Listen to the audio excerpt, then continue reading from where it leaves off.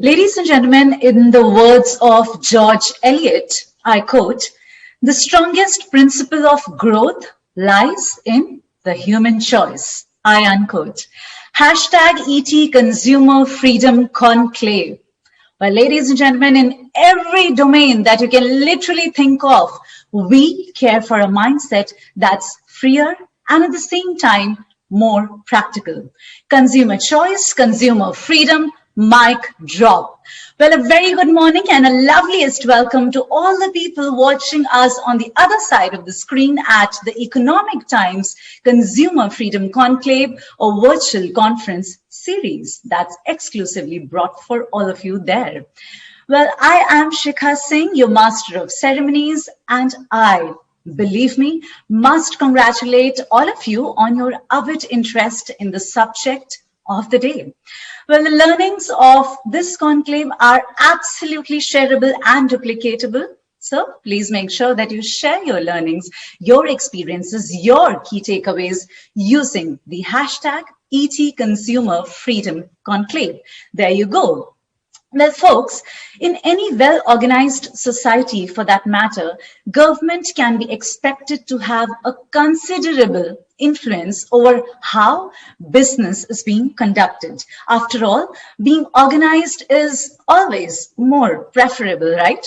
Well, today we will accentuate on the branch of microeconomics that relates to the preferences of consumption expenditures, consumer demand curves, with underlying choices that the consumer so rightfully has and deserves at the same time. On that note, let's make it quick, let's make it sharp. For the opening remarks by ETH, allow me to please spotlight Karan Karai. Karan, it's over to you. Ladies and gentlemen, welcome to the Economic Times Consumer Freedom Conclave. 2020, as we all know, has been a very strange kind of year. And the COVID-19 pandemic has fundamentally changed the world as we know it. People are living differently, they are buying differently, and in many ways they are thinking differently. Supply chains have been tested. Retailers are closing doors. Consumers across the globe are looking at products and brands through a whole new lens. The virus is reshaping the consumer goods industry in real time, rapidly accelerating long-term underlying trends in the space of mere weeks. Research indicates that new habits have been formed and that these will endure well beyond this crisis, perhaps permanently changing what we value, how and where we shop, and how we live and work. Even as this crisis continues to evolve, by exploring the changes that are happening now, we can consider what consumer goods businesses should do today to prepare for what's next. Consumers are responding to the crisis in a variety of ways. Some feel anxious and worried, fueling panic buying of staples and hygiene products. At the other extreme, some consumers remain unflappable. They're indifferent to the pandemic and they're continuing their business as usual, despite recommendations from government, from health professionals, and everyone to the contrary. Companies will need to understand how their own consumers are reacting and develop a customized and personalized marketing strategy to ensure that they have top brand recall. The days of one-size-fits-all marketing are over. The consumer and freedom of choice are king. The outbreak has pushed consumers out of their normal routines. Consumers are adapting new habits and behaviors that many anticipate will continue in the long term. COVID-19 is a health and economic crisis that has a sustainable impact on consumer attitudes, behaviors, and purchasing habits. Companies across the spectrum can adapt to these changes by taking action to respond, to reset, and renew to be positioned even stronger for the future. The discussions that will follow today will shine a spotlight on the future of our lives as we know it, with leaders from myriad walks of life debating, deliberating, and arriving upon innovative solutions for a post-pandemic, highly connected, low-touch world. I urge all of you to make the most of these sessions, to participate freely, and hope that your day ahead is a richly rewarding one. Stay home, stay safe. Well, Karan, thank you very much for setting that perfect ground for our conclave there. And with that, we are all set to dive straight into the conclave and to render our first keynote address, ladies and gentlemen. We have a speaker so distinguished, the one who is going to talk about consumer protective legislation, my parliamentary experiences that we are all looking forward to hear, right? Well, join me in please welcoming with some very happy applauses, sitting from wherever you are. Let's welcome Professor M.V. Rajiv Gowda, the ex-member of Parliament, Rajya Sabha.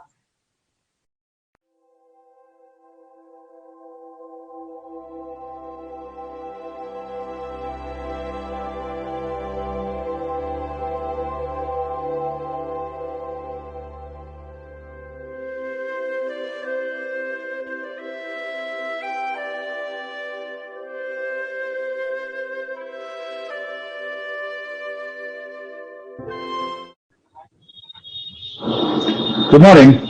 Pleasure to be here with all of you at the very important conclave looking at how to enhance consumer protections. Well, I've been a professor of economics and public policy at the Indian Institute of Management, Bangalore, for decades, and a member of parliament as well. And in those years, I got to see both the theory, teach the theory of consumer choice in competitive markets, as well as be on the other side when I was in parliament for 6 years as a member of the Rajya Sabha. And today, I thought I would take you through a little bit of the journey related to the topic of consumer choice. And I'd just give you three main examples. One has to do with the Real Estate Regulation Act, another with something called the Surrogacy Regulation Act, and the final example that I'll delve a little deeper is something called the e-cigarettes ban. So these are the three themes. And right up front, to set the stage, I should tell you a bit about what and why what's the need for regulations and why do they exist. See, consumers need to have choices, and consumers need to make informed choices between various products that are offered in the marketplace. However, it's very, very crucial that the products that are offered in the marketplace meet certain standards, that they do not exploit consumers or harm them in any particular manner. And we also need to ensure that if there is an imbalance of power between a consumer and a seller of services or goods or some other products, that imbalance is somehow addressed. And that's why you need regulations of various kinds. Now, when you think about regulations themselves, there's a whole range of interventions that are possible. For example, you could have standards. There's something called the Indian Standards Institute, which says this ISI standard has to be met. We have Bharat 6 standards for petroleum emissions from vehicles, like that. Or you could have technology requirements. You have to install this in your machine, things like that. But at either end, there are many other possibilities. And one extreme form of regulation is the ban, where the government says this is not good for you, therefore we choose to ban this. It could be a substance, it could be a product, whatever the case may be, right? And bans have a history of generating counterproductive reactions. So, for example, the most famous ban that you could possibly think of very easily is the ban on selling alcohol. This is called prohibition, and it was tried in Chicago and the U.S. 100 years ago. It's in India, it's there in Gujarat, and most recently in Bihar. And today's newspaper says that there are more people drinking in Bihar today than in other parts of the country. And how does that happen in a state where prohibition exists? That's because bans tend to trigger reactions where people essentially start doing things underground, indulging in illegal activities, break the law in various ways. And during the recent Bihar election, there was a response that, that basically people were still drinking illegal liquor, but they were just spending a lot more. So the same family members who were agitating for prohibition were now lamenting that there's been a counterproductive reaction. So let me turn to the major examples that I wanted to talk to you about based on my experience in Parliament. The Real Estate Regulation Act came about because there used to be a lot of builders who would take money from an apartment buyer and not deliver the product on time or to specifications. And so the law came in a manner to ensure that home buyers are protected, that everything is registered, the imbalance of power between a powerful builder, a wealthy builder, and a homeowner, that this is all redressed in a very balanced manner. And in that context, we had to deal with other challenges because Parliament is not necessarily empowered to enact on issues related to land and real estate. That's very much something in our federal structure that's dealt with at the state level. Anyway, we worked out a compromise and we came up with a model legislation, and we allowed various states to adapt that legislation to their own needs. But fundamentally, we did not say that a builder who doesn't deliver will automatically be banned. We provided other ways to ensure that the project would see completion and maybe others could take it over, and that consumers and their interests were also protected. So that's just one example where consumer choice became much more of a reality. The other issue that I played some kind of a role in was the surrogacy regulation bill. If you're wondering what this is about, there's a phenomenon called surrogate pregnancy, right? So basically, a couple is not able to conceive and have a child of their own. So then they work out an arrangement, a contract with a third party who provides a womb, who basically you can insert a fertilized egg there, and then this other woman will bring the baby to term and deliver the baby 9 months later. And there are lots of challenges. One, is this going to be something that becomes very exploitative of poor women who end up using this as an opportunity to earn money and lose their health and things like that? What happens if the baby is not born perfectly healthy? Then who is going to take care of the kid once the child is born? And lots of issues like that. And the government came up with this surrogacy regulation bill, which basically said that only family members could bear the child for other childless couples. And people like me, I actually led the debate in the Rajya Sabha, and I pointed out that in the Indian context, you would actually be hurting the family members who may not have much choice if they're pressured by others to ensure that they help bring somebody else's baby to term. So this was just one of the points, and there were many flaws in the bill which had already been passed by the Lok Sabha, but the government listened to me and to a whole bunch of others and actually sent the bill to something called Select Committee to be examined further in detail and to bring in the protections that ensure that everyone on all sides, of all consumers and producers, if you want to call them, are all protected in the best possible manner. That's another example of how governments can play a very, very positive role in improving the regulatory environment. Going further, the e-cigarettes bill was introduced in Parliament, and again, I was the lead speaker from the opposition side.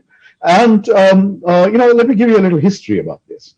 Most recently, the former Health Secretary to the Government of India, Preeti Sudan, has written an article in Financial Express where she says she saw some young kids smoking in a park. And then she said, we've got to do something about this.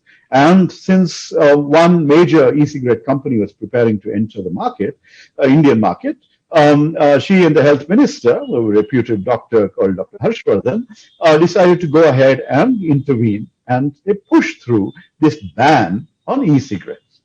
Now, I stood up and argued that, look, this is an ill thought out move and it's a possibly counterproductive intervention. Why?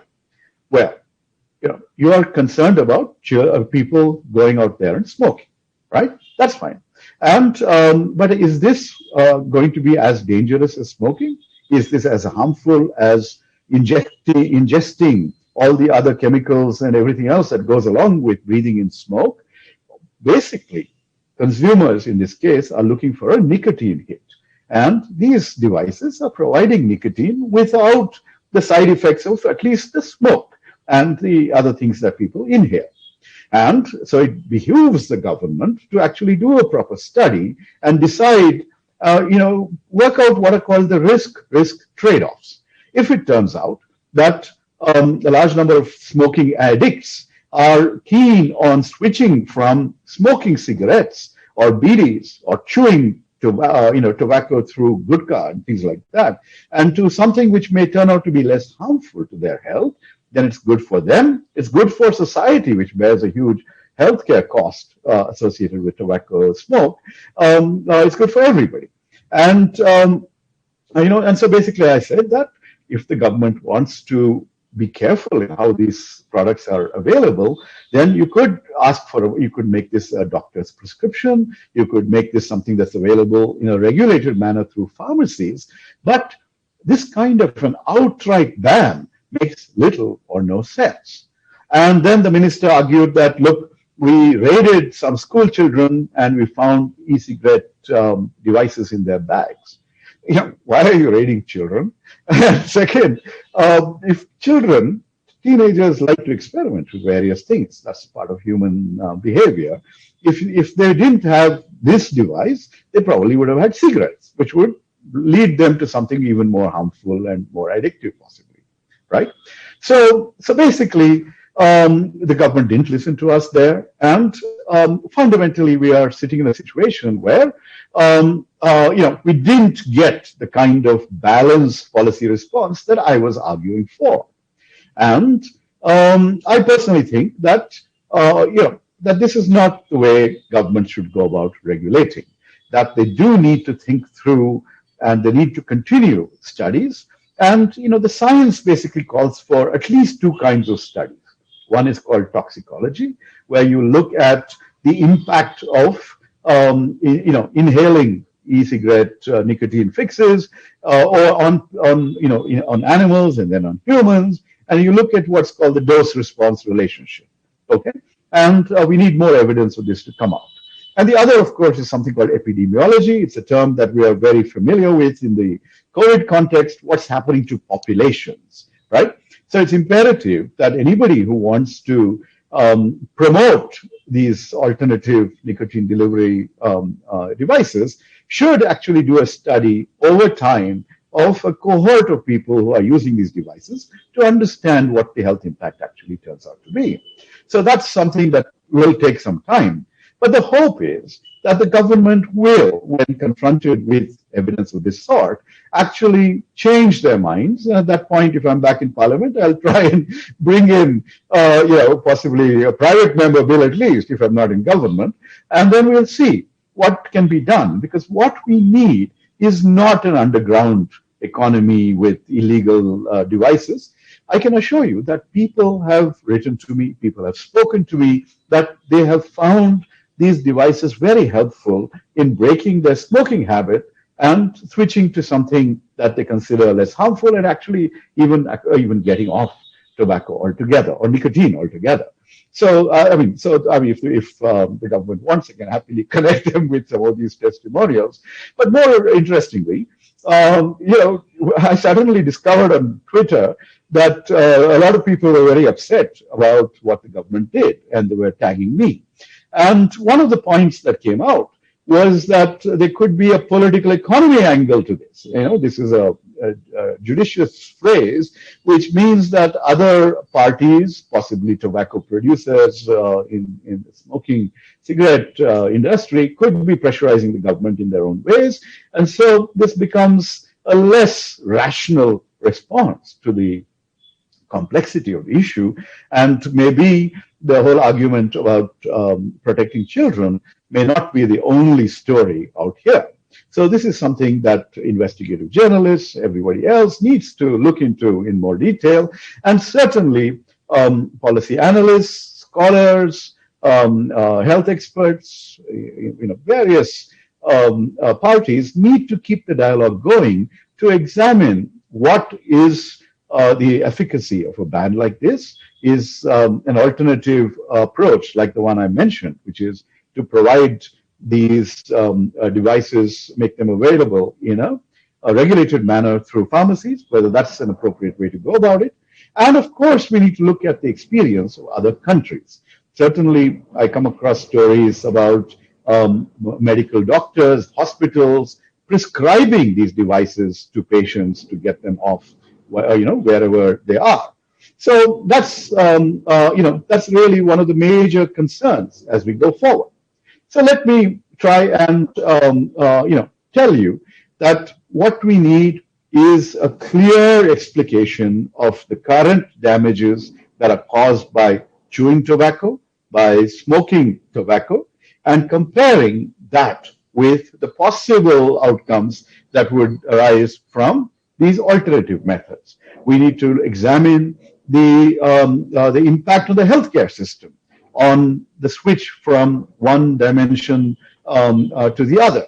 And if this is going to allow people to lead healthier lives with less mortality and morbidity, if it's going to result in a situation where the healthcare costs to society and to families are reduced, then the government really needs to re-examine this issue in further and more concrete detail. So that said, let's take a step back and think about what are the overall agendas. The agendas for this issue of regulate versus ban is essentially all about making sure that we don't have counterproductive reactions, that we don't create an underground economy, we don't ban possibly relatively beneficial products compared to what is already out there in the marketplace. And I fully understand that there are certain substances that are addictive and harmful.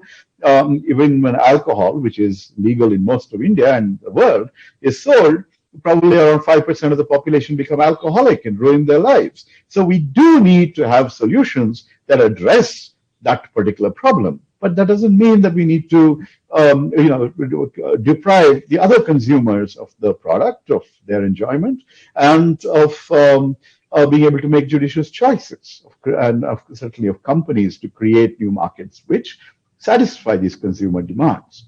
So overall, let's call for more studies. Let's call for more balanced regulation. Let's be ready to think about regulation as something that changes over time and is tweaked and fine-tuned in response to the ground realities, and that we actually look at what you might call bans as a really outmoded and counterproductive method. So let's ensure that knowledge is disseminated, that the experiences of other countries are clearly communicated, and that ultimately we move to an era where regulation is more rational and where risk-risk trade-offs are fairly considered, and products that need to be allowed in the market, even if regulated tightly, should be allowed.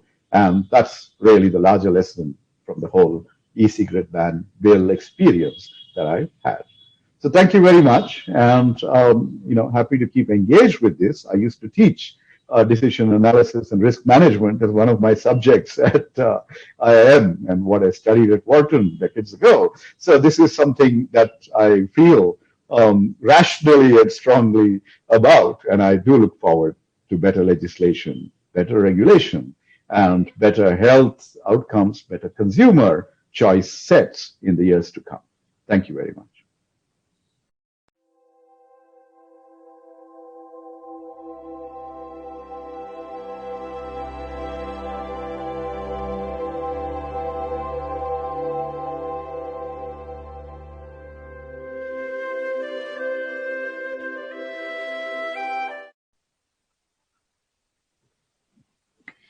Professor Gora, ex-member of Parliament, Rajya Sabha, thank you so very much. Those were some very critical and at the same time optimistic remarks from your end. Thank you for joining us live, and that in time, absolutely. Well, with that, ladies and gentlemen, as they say that it is our choices that show what we truly are, far more than our abilities.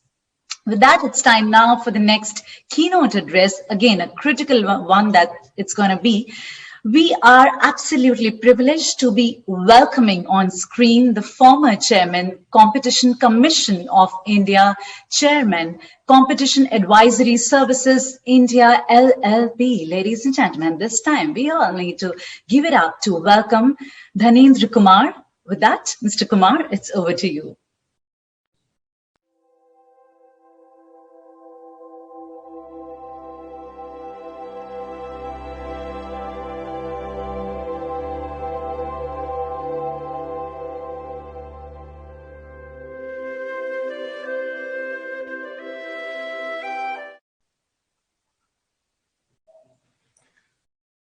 Good morning, friends. Let me first of all thank ET Conclave, the organizers, most sincerely for this honor. It's a privilege to speak to such a distinguished audience. I have been an avid reader of ET for decades, and I'm privileged to get this opportunity to speak to you on this platform. So let me begin by mentioning a small anecdote. When I joined as chairman of the Competition Commission of India in February 2009, at that time I was the first chairman, and some of my friends called me the next day on reading the news. Hey, congratulations, you got a new assignment. And by the way, what do you do? And I had to explain to them what's the function, what's the role of the Competition Commission of India. And some of the friends who were in business, they asked me, well, we had enough mothers-in-law in the past, so there is another mother-in-law who has been added to breathe down our neck. And I had to explain to them that this mother-in-law is not really that bad. It is also helpful in a number of ways. And if you look at the Indian competition law, that's a law where consumer is defined as not only one who buys goods and services for one's own use and consumption, but also if he buys something for commercial purposes, and therefore everybody in the value chain from producer until the consumer, they could be distributors, they could be assemblers and so on. So everybody is a consumer in some way or the other. The objective of the competition law is basically to protect the interest of consumers and to maintain the competition, the process of competition in the market.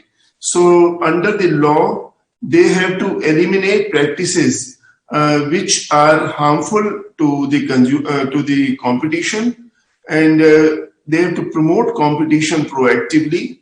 They have also to ensure that there is a freedom of trade in the market, or in other words, there is a level playing field.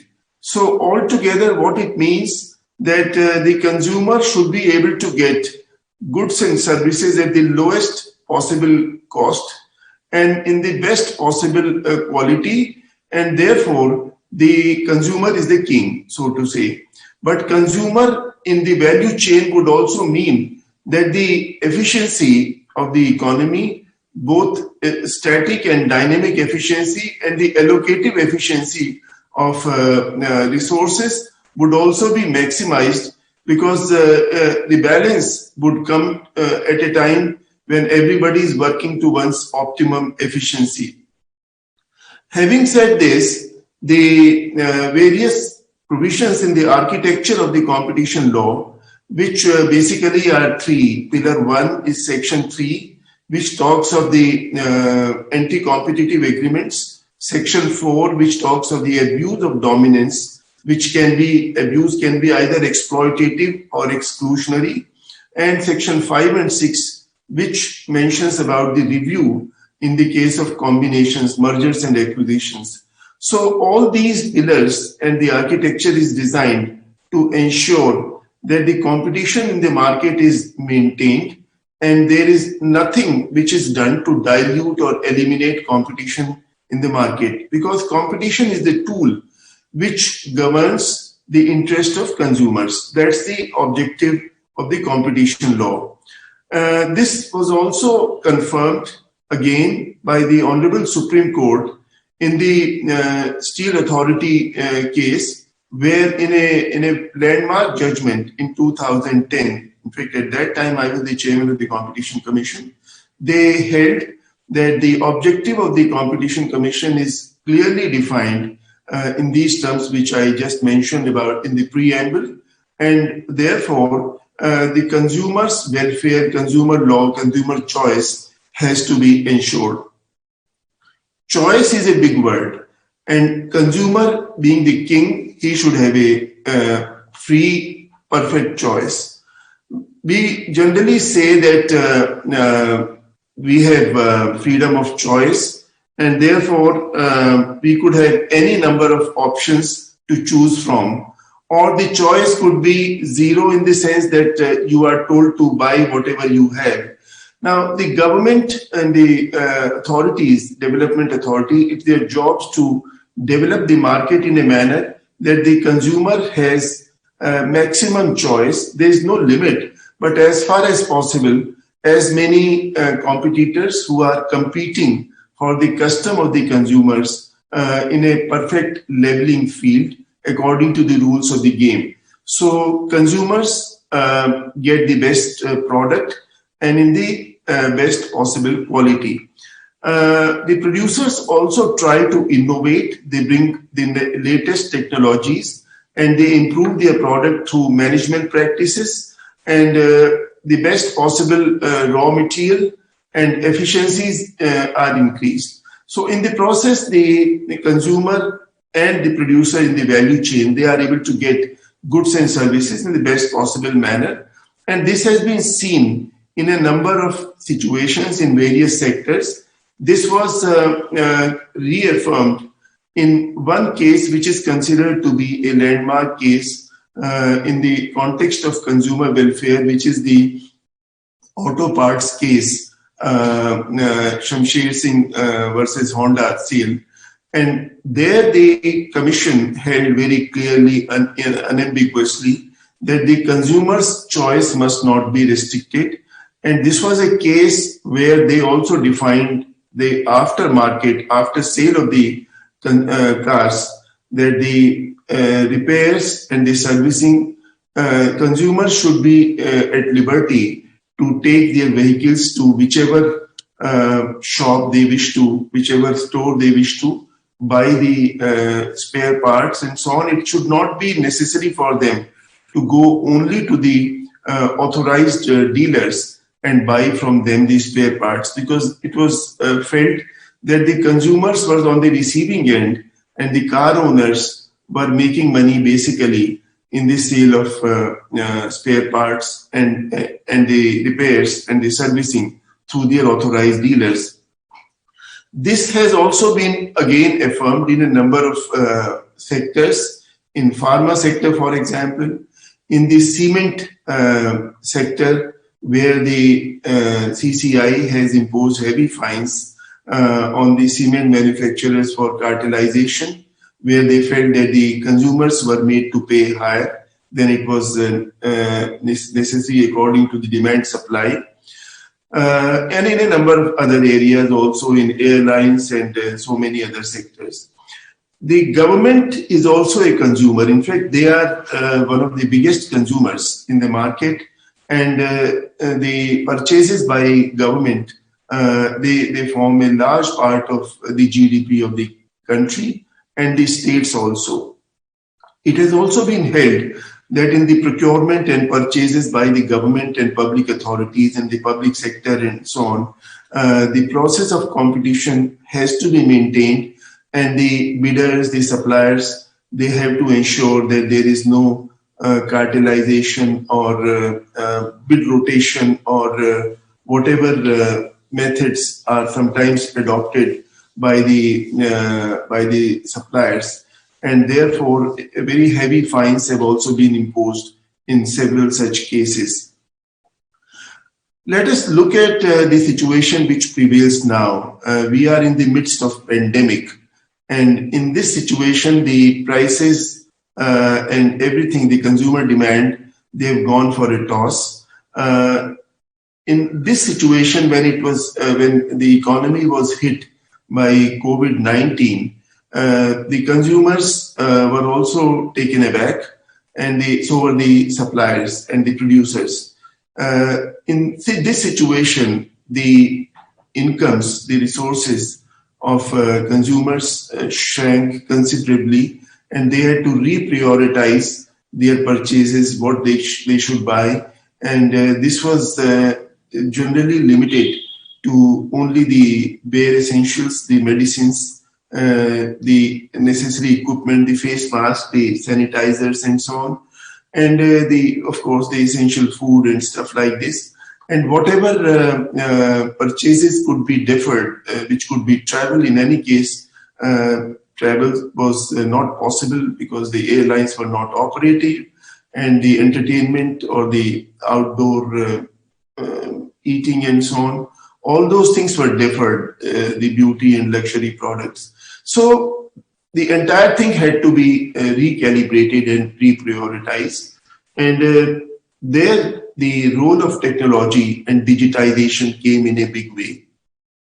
Since the social distance had to be maintained, e-commerce came for a big help, and the supply of goods and services, they came in a big way. And it was found that during this period of pandemic, the e-commerce, the value of these companies, it went up. In due course of time, it caught up with the pre-COVID levels and even increased beyond that. And the major companies around the world, whether Amazon or Walmart and so on, their shares, they also increased.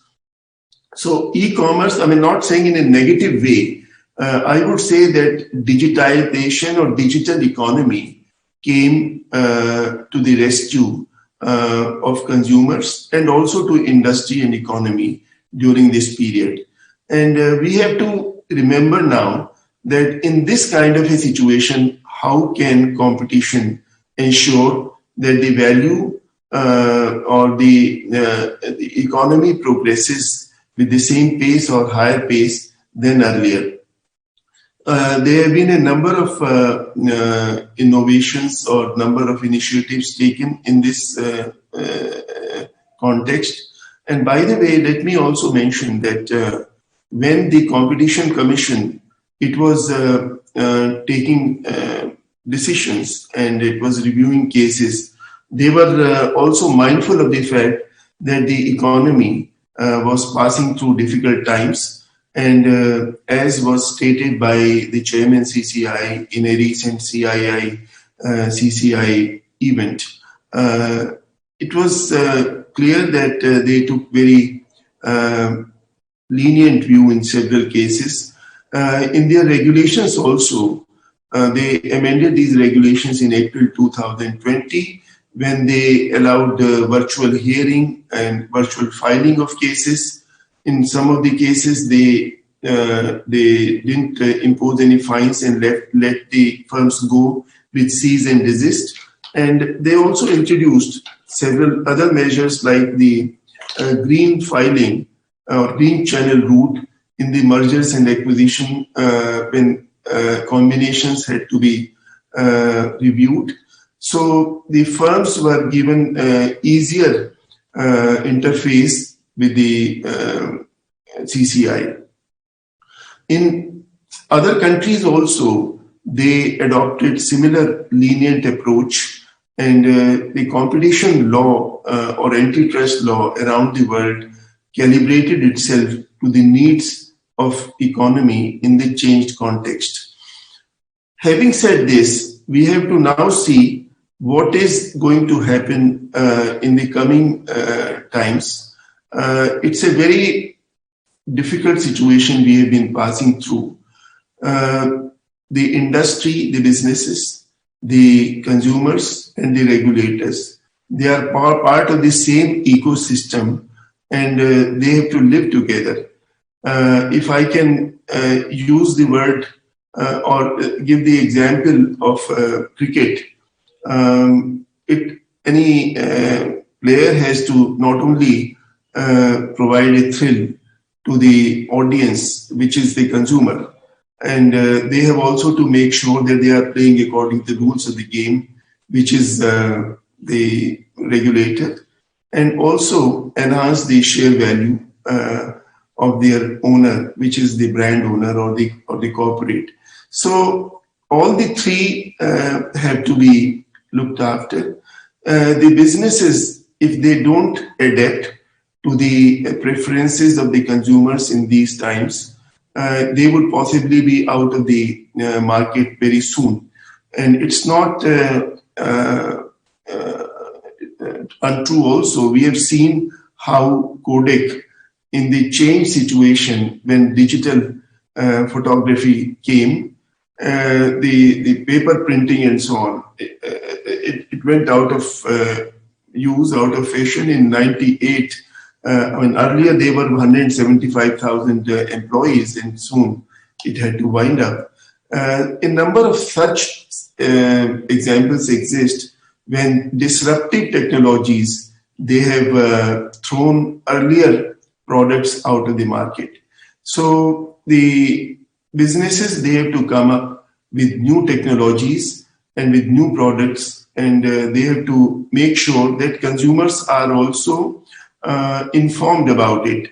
It is to be remembered that the choice of consumer has to be rational and it has to be on a sustainable basis. So they should be able to provide new goods and services which conform to the new times and new needs, new normal.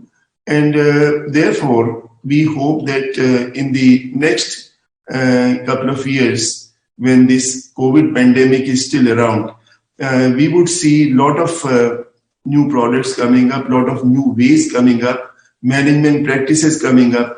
Already in the new normal, work from home is the new rule, and social distancing also.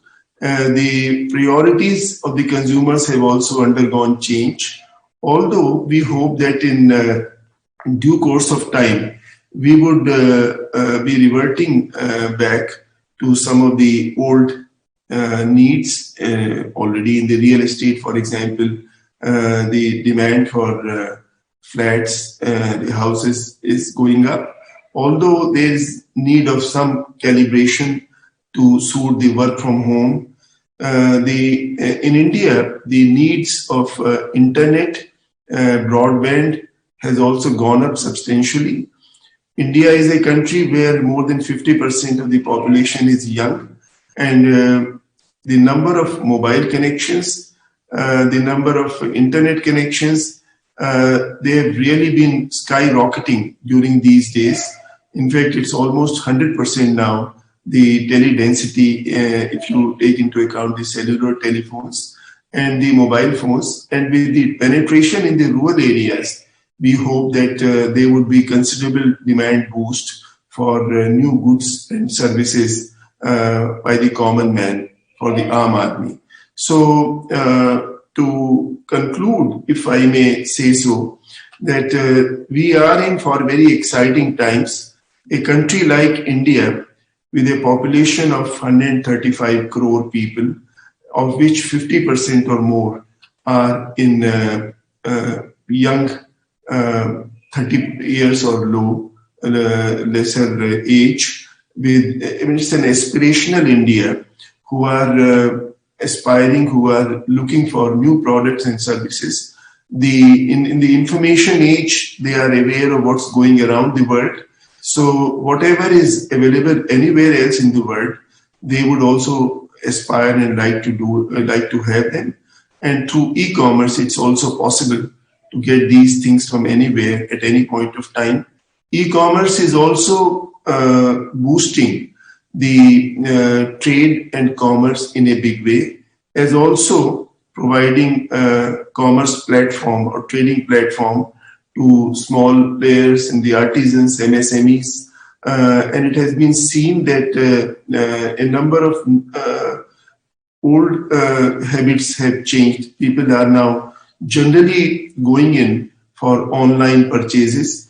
Fintech also coming in a big way. The payments also are going digitally in most cases. The cash economy is also changing. So we hope that in times to come, we would have a new normal which would be embedded with many of these new things. And this would open up a lot of opportunities for businesses, lot of opportunities for the consumers and the regulators. The good thing is that they are conscious, they are not oblivious of the fact that everybody is passing through challenging times and they have to attune their tools to suit the needs. And in the digital economy, the challenges before the regulators, whether it is the CCI or the TRI or the National Payment Gateway Authority or the NITI or the Department of Industrial Policy and Trade, they are all regulators in different way, or health or education. They are conscious of the need of maintaining FDI and the investments and growth, and we have to catch up with our economic growth to the pre-COVID levels as soon as possible. Unless the share of the cake is increased, it would not be possible to feed the entire class of consumers, and we hope that we shall reach those levels very soon. It has been a pleasure talking on this platform. I shall be happy in case there are any questions which I could answer. Thank you once again. Thank you very much. And let me also, before I leave, mention about this day being very important. 16th December is celebrated in India as the Victory Day, when India scored a victory over Pakistan and Bangladesh was carved out. So this is a victory day, and we hope that going forward, we'll soon register a victory over COVID-19 also. Thank you very much once again.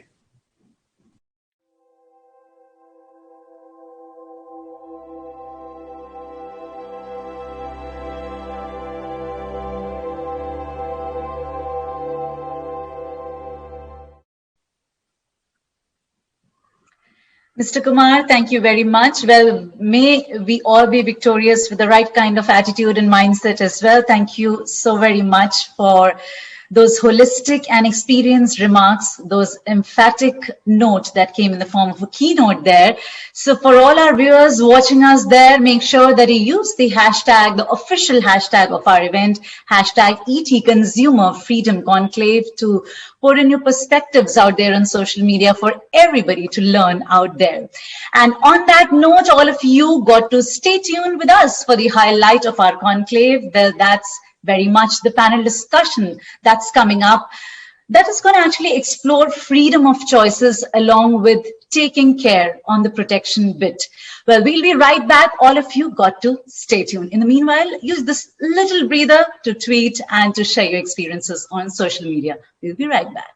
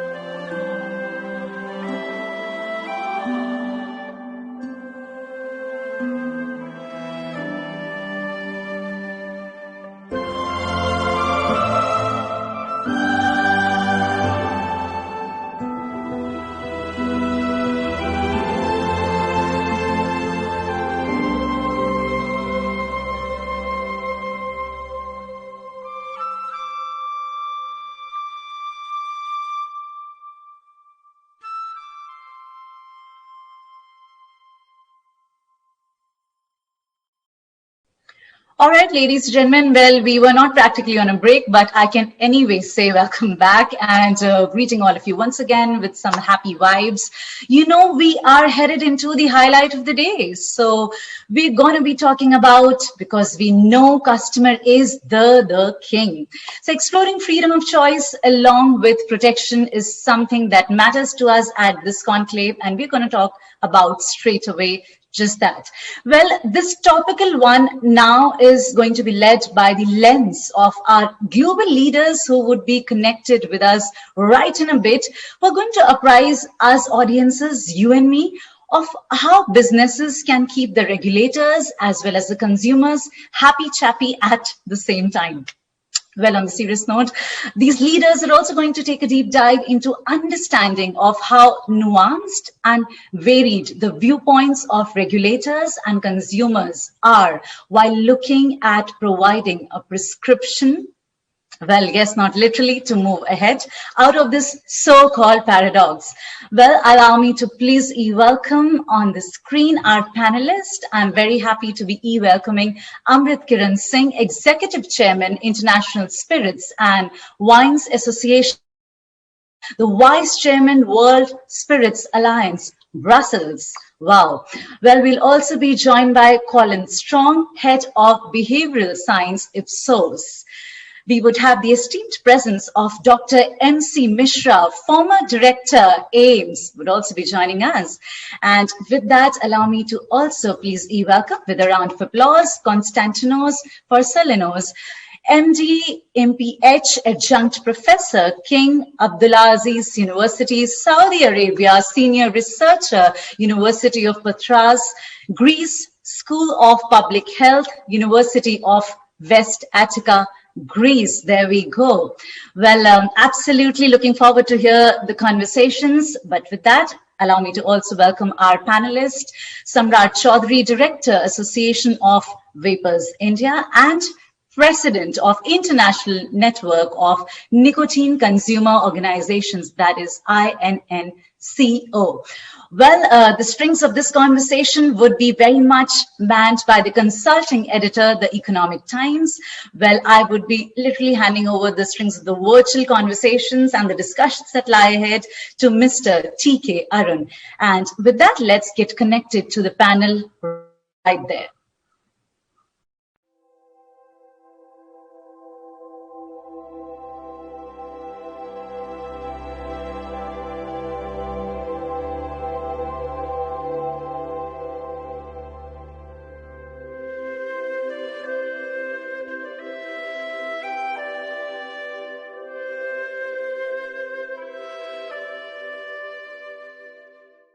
Yep.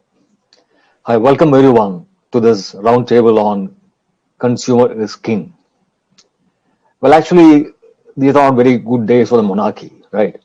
You can see protests against the king in Thailand, even in Britain, one of the long-established, cherished monarchies of the world. After the Netflix serial The Crown, there is some sentiment against the monarchy. So, as far as the consumer being king, I think I would take that with a pinch of serious salt. We live in COVID times. And one of the principal ways of controlling this disease, this pandemic, has been to ask people to wear masks, to maintain social distancing, to not gather in large numbers, to not gather in closed environments, in pubs, and so on and so forth. This is the regulatory device to control the pandemic. But consumer has a certain degree of sovereignty, and many consumers around the world have refused to abide by this advice, and that has resulted in the pandemic spreading. Now, the general question is, there is a question of individuals being free, having liberty to do what they want, to make choices of their own. At the same time, since individuals don't live on their own, but they live as a community, as members of larger social groups, what they do and and how they behave has a bearing on the welfare of other people and not just all the individuals. So therefore, that collective might feel constrained to impose restrictions to regulate the conduct of individuals. So there is regulation on the one hand, and there is individual choice on the other hand, and somewhere we must find a balance so that both people feel equally happy or equally unhappy, and the collective at large is able to function effectively. So this is broadly the issue. Now, right now we are faced with the pandemic, the need for wearing masks and maintaining social distancing, and soon it will shift to the need for vaccination. There are many people around the world who feel that vaccines are a hoax or they are likely to induce greater disease, and so we need to persuade them to take vaccines. There is the long-standing issue of smoking and alcohol. There have been attempts to control these. There have been penal measures imposed in various parts of the country. Right now in the state of Bihar in India, there is an ban on alcohol consumption, but the National Family Health Survey shows that the per capita consumption of alcohol in Bihar is actually higher than in the state of Maharashtra, where there is no ban. So these are all various issues that will come into play when we discuss this. We have about 90 minutes to discuss various parts of this problem.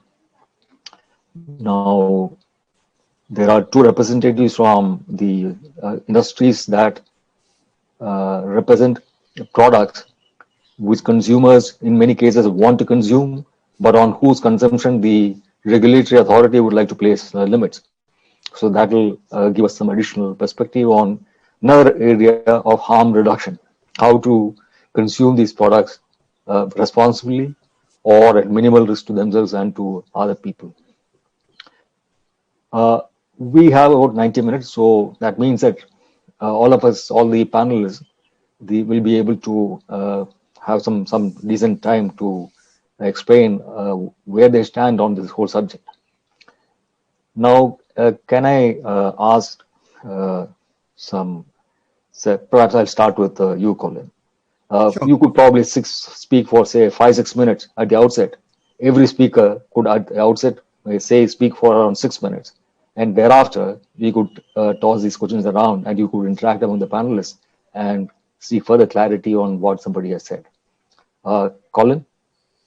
Sure, thank you, it's good to be here in this with my colleagues here on the panel. A few thoughts which I have in mind. I guess I'm coming at it from the psychology of the consumer perspective.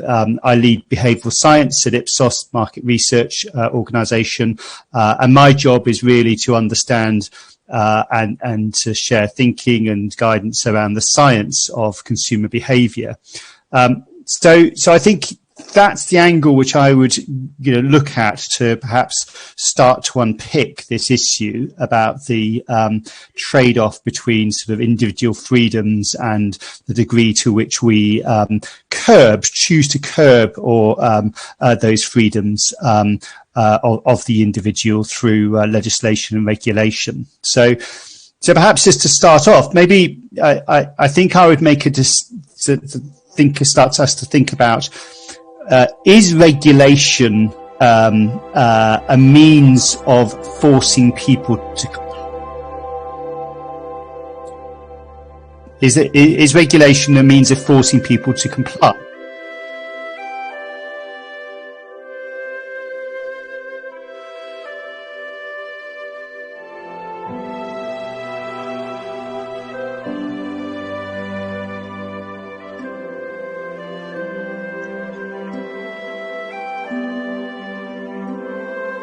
Okay, we dropped out there. So just to pick up again.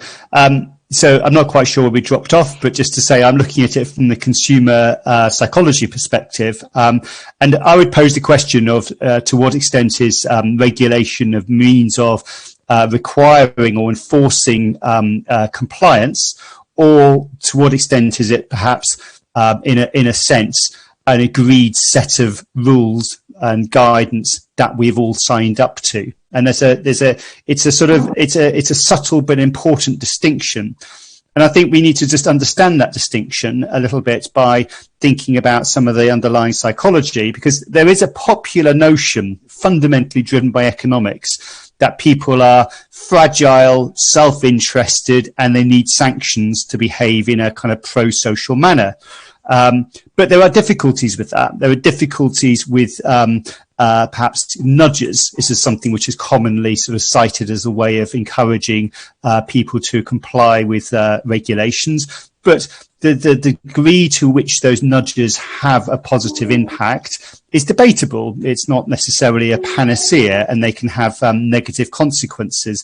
For legal sanctions, if we're kind of requiring people to do something, then often people will do the bare minimum, as I think from the example which we just heard about sort of alcohol consumption, people will find workarounds or do the bare minimum they have to do. So the point is that we need to bring consumers along with us. You know, a lot of the sort of things which we require of consumers is health and safety, sustainability behaviours. You know, they're complex, they're multifaceted, and the law and the kind of basic ways of getting people to comply, such as nudges, are not a panacea. We, in a sense, we have no choice but to bring consumers along with us. Now, to say a word or two about consumers and consumer behaviour and the degree to which they're willing to do the right thing. So, I think what we've seen demonstrated on the whole with COVID is that people are willing to comply with a lot of public health guidance. There is violation, but often that violation is due to all sorts of things about their need to work or their living conditions and so on. So a lot of the time people are motivated to do pro-social activities. There is a danger that we assume that people are the problem, but actually people are often quite resilient and keen to do the right thing. And, you know, throughout history of adversity and past pandemics and wars and floods and the like, we've known that actually people do have a strong collective spirit. And as long as people feel as if they're in it together. So we do need to recognize and think about and understand why that doesn't happen. Why do people not feel willing or able to do certain pro-social behaviors? And that's where the role of the behavioral scientist comes in many ways, to say, well, look, what are the barriers? And there's all sorts of barriers. Some of them are environmental factors to do with their personal situation, to do with their financial situation, for example. But many of them are psychological. You know, many of them to do with identity, to do with social norms, to do with sort of motivational or capability type issues. And our job really is to understand what those are, and help to mitigate them, but also importantly to encourage a sense of collectivism, to encourage a sense that people, look, we're all in this together trying to do the right thing. And if you're able to do that and able to encourage that and able to get consumers to sign up to that, as we are inclined to do, then as being part of a society and a broad collective, then that's much more likely to happen. But the work needs to be done in order to understand what those barriers are and how to mitigate them. And that, I think, is the job of the that we need to do. We need to bring consumers along with us, rather than trying to enforce them to do certain things, because otherwise, as I say, the bare minimum is done, and people generally won't necessarily sign up. You need to bring the hearts and minds of people along with you. Thank you, Colin. And you stuck to the time. That's great. Now, I'll turn to Amit. You represent an organization where the substance that your industry produces and sells has been subject to all kinds of regulation all through history. Now, you know, my own trepidations, moral questions on alcohol were settled when I saw a picture in the National Geographic of an ancient Indian painting retrieved from Central America of alcohol being consumed as an enema. This is dating back probably more than 1,000 years. It was quite an amazing picture. Now, at the same time, excess of alcohol creates all kinds of problems, health problems, social problems, domestic problems.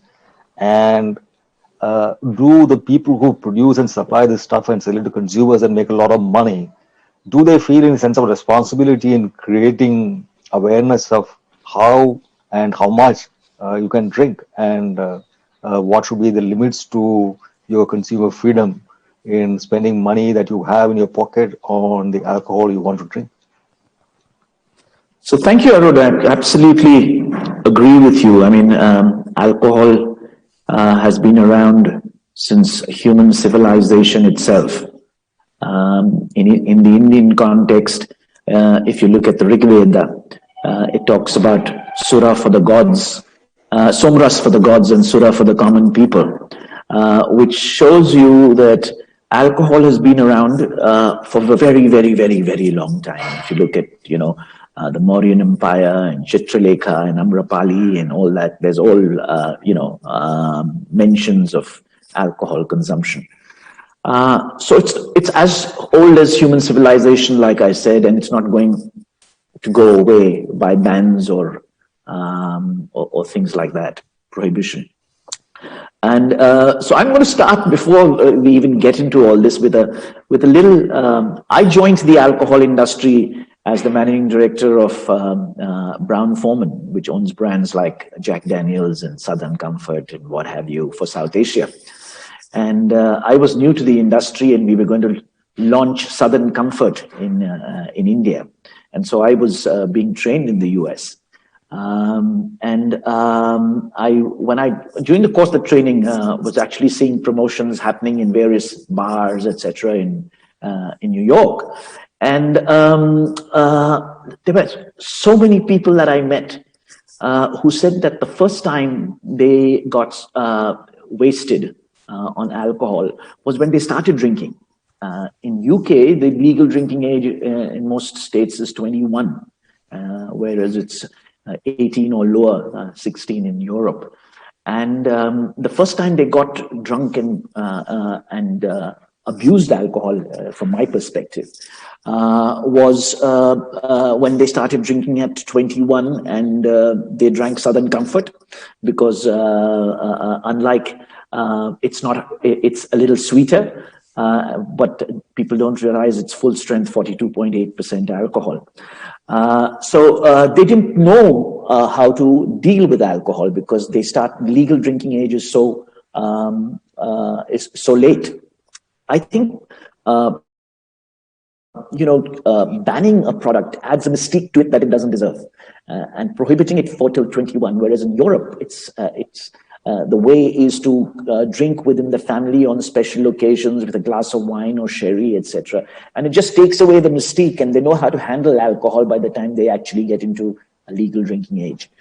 So I think that's a nice way of easing people into alcohol. I think now I'm going to come to the whole aspect of regulation of alcohol and what is the pragmatic approach to alcohol and alcohol consumption. I think there are two sides of it. One is government regulation. And I think in India, there's tremendous hypocrisy about alcohol. Alcohol is the largest source of revenue to a state. Right, almost on the average, 20% of a state's revenue comes from alcohol, and yet the governments act as if speak from both sides of the mouth. Actually, they want to increase revenue from alcohol, and yet say that they are prohibiting or discouraging people from drinking alcohol. And I think that whole, there's a silver lining in bad things when they happen.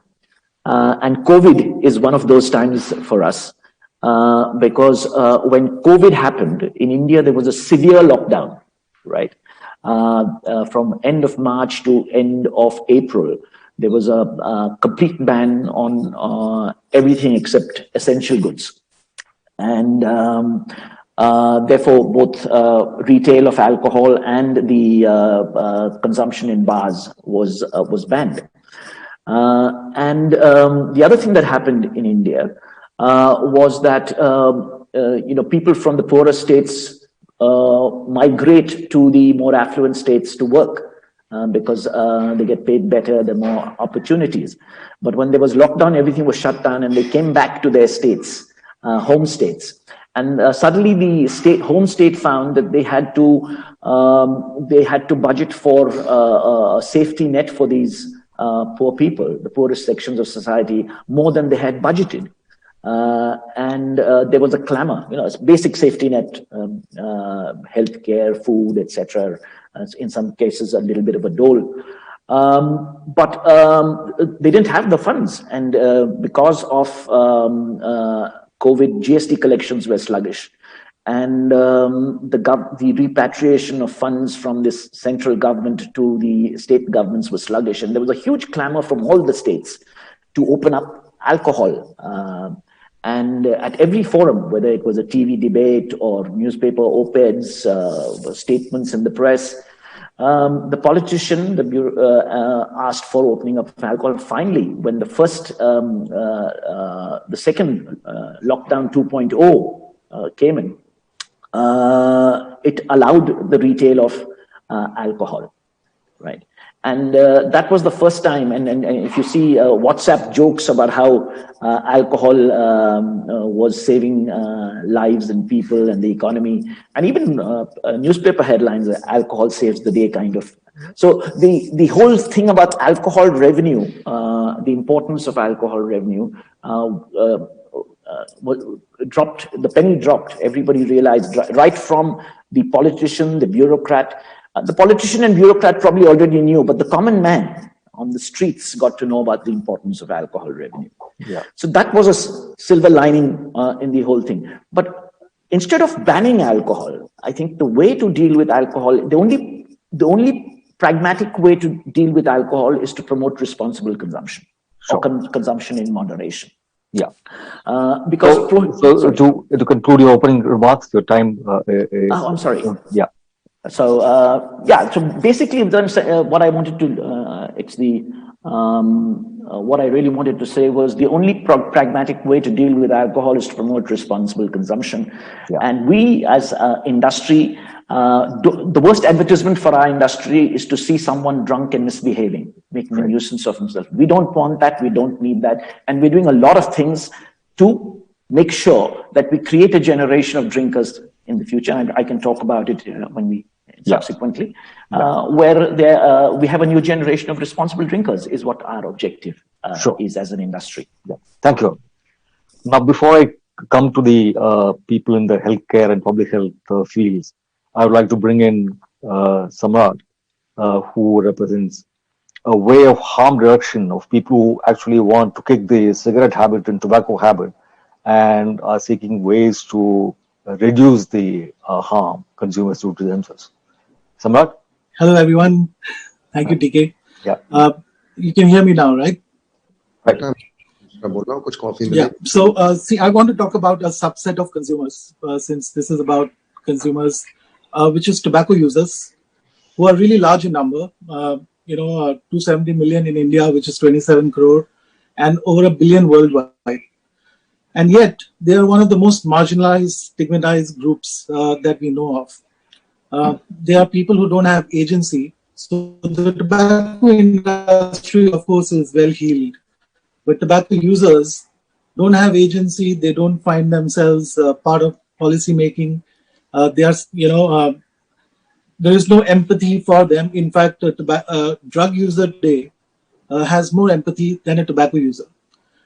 And the way policies have been to further penalize or punish them or prohibit in some way or goad them in a certain direction through hard actions, which I really appreciated what Mr. Gowda said in the opening session, has negative outcomes. And let's look at the options tobacco users in India, for example, have today. So one is, of course, they quit on their own, which we know is not terribly successful. The success rate of quit attempts backed by willpower are just 5%. The other is that they have some pharmacological support through NRTs, through the gums and patches, and with counseling that can be more effective. Now in India, NRTs are unaffordable to most tobacco users. Counseling, of course, is out of reach for so many. So effectively, what we are telling them is that you quit on your own or you die. So these are very limited options that tobacco users have. Now, just as with every other field, technology has made it possible to consume nicotine in less harmful ways. However, there is a huge movement against harm reduction in this field. Whereas harm reduction is very well accepted, let's say in drugs control, or how we are seeing now in communicable disease control, where wearing masks and social distancing, they are forms of harm reduction. But in tobacco use, there has been a negative movement, or there has been a pushback against this. So we ought to recognize that tobacco users also have agency. If you give them something which is less harmful, they are inclined to make that decision to reduce risk to themselves, which Colin also pointed out, that it is a question of increasing the bouquet of options that we have for tobacco users. I'll conclude with that, and then we can come back to a debate and talk.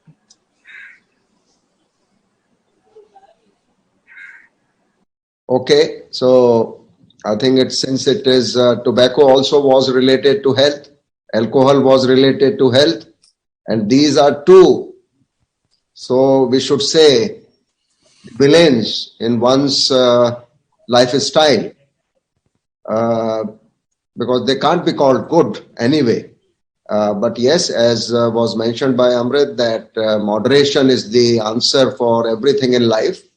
And if we keep the life simple and use things in moderation, we'll not get obese, we'll not get diabetic, many a times we'll not get hypertensive, we'll not get coronary artery disease if we consume less. Or certain things, of course, tobacco, particularly the smoked tobacco, is just a addiction.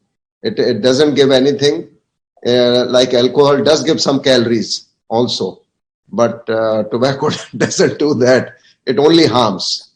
And not only it harms individual who smokes, it harms the others who also inhale that smoke. And that's why there was a ban, and which was rightly so, in public places.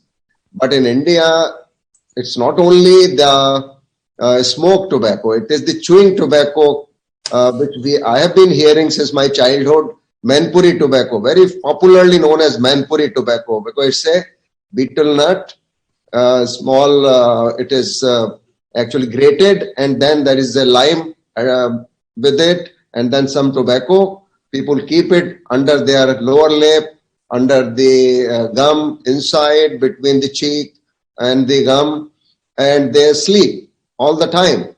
And I have seen my mother-in-law of my eldest sister got that, and she was chewing tobacco for a long time, and she got oral cancer. She died of it. So we lose many. Oral cancer is one of the more common cancer. In India, actually, problem is more with chewing tobacco. Of course, it is there with the smoked tobacco also. Lung cancer is rising like anything. But if we relate to this pandemic, which everyone is, then every pandemic has three dimensions, three components to deal with. One is the, of course, medical and healthcare, which was overwhelmingly very focused in this, and we saw the problems because the healthcare infrastructure in the country was not geared for everyone at the same level. But then gradually the government got time. In March, we had only one lab doing the RT-PCR. Then it was expanded by the time we came to July and August to 2,000 labs plus. So that gave, the lockdowns did give central government and state governments time for preparation, because we were totally unprepared in March. And that was something good which happened. And in the beginning, the spread of infection was also at a slower pace, as we saw in February and March. There were really very few in numbers. Then April, in the first week of April, with the migration of the labor subsequently, with the Jamaat people coming out and going into the 17 states. So that brought the spike in April, then in May, and then of course it was everywhere. In June, although the government officially did not declare it as a community spread, But we all felt it was very much there from the beginning. And that was something. And we saw what happened in Delhi in June, and then there were some things were placed. So healthcare was also, and we saw that patients were taken to one hospital to other, and could not get a bed.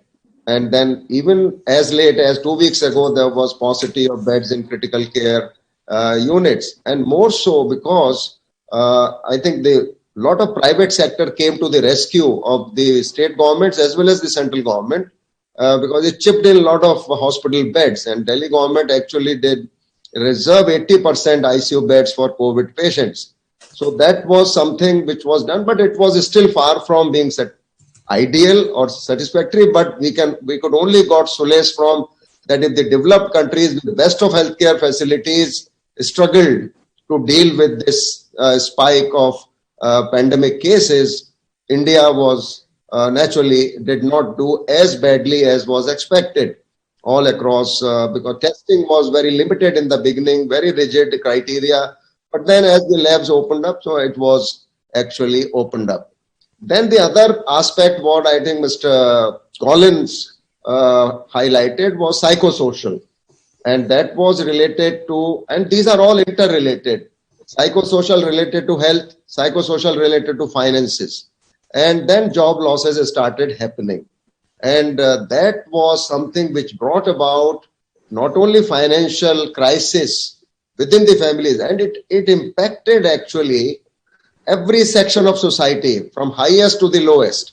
Of course, we saw the migration, how it took place, and people slept on the railway tracks, got killed while train ran over these laborers, and a whole lot of problems were faced by the poor and those who were economically backward. So that was, we faced with that, and that was not probably thought of in the planning in the beginning, that how are we going to deal with this closure of industry, closure of workplaces, what will happen, because although the government said, and we did, like personally, we paid to our domestic help who was cooking for us, who was cleaning for us, by not coming. But did everyone did that?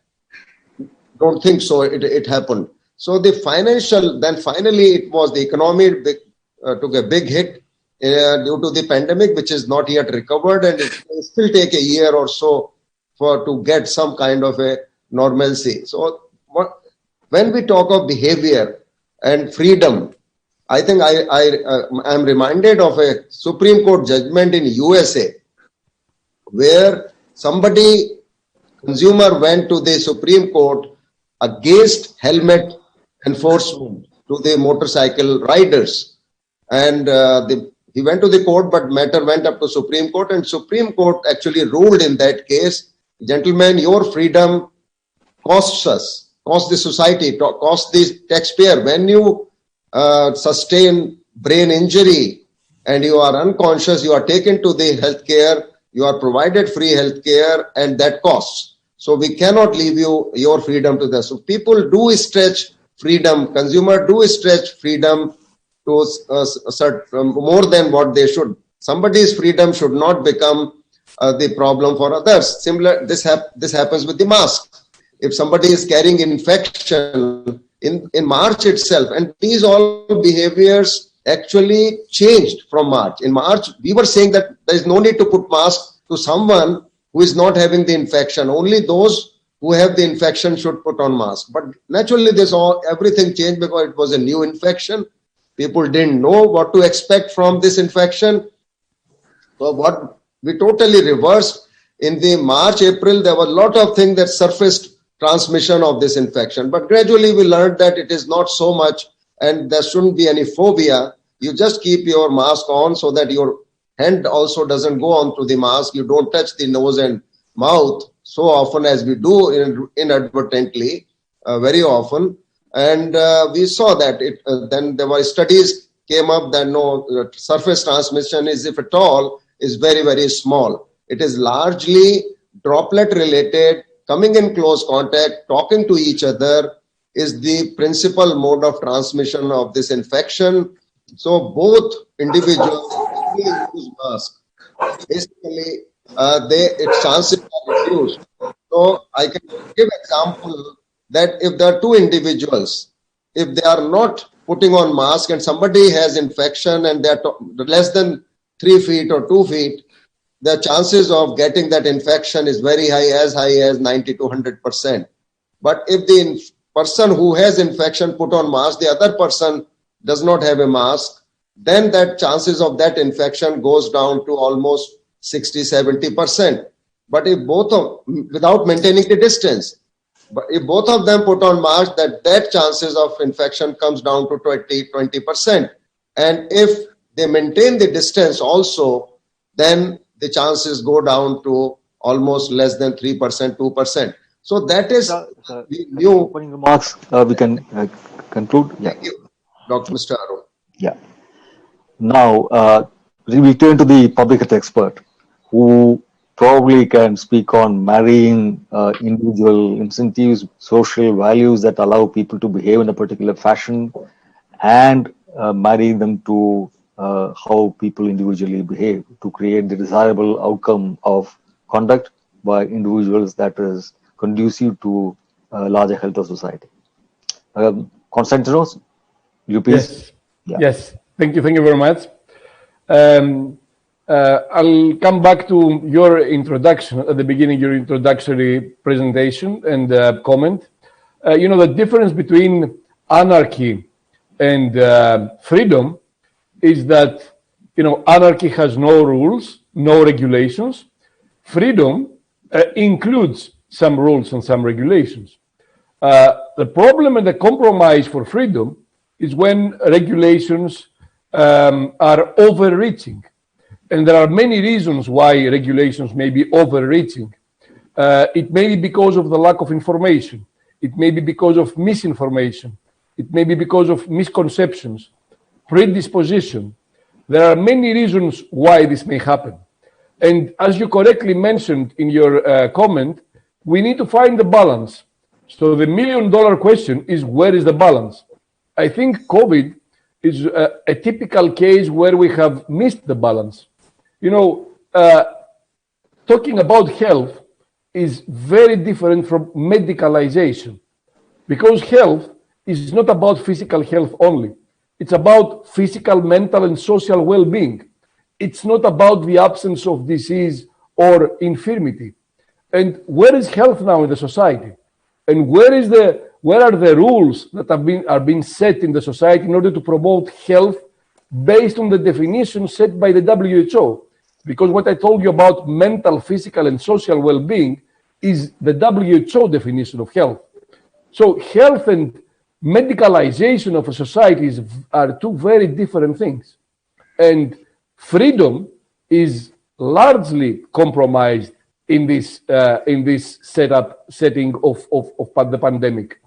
Of course, we need some additional rules.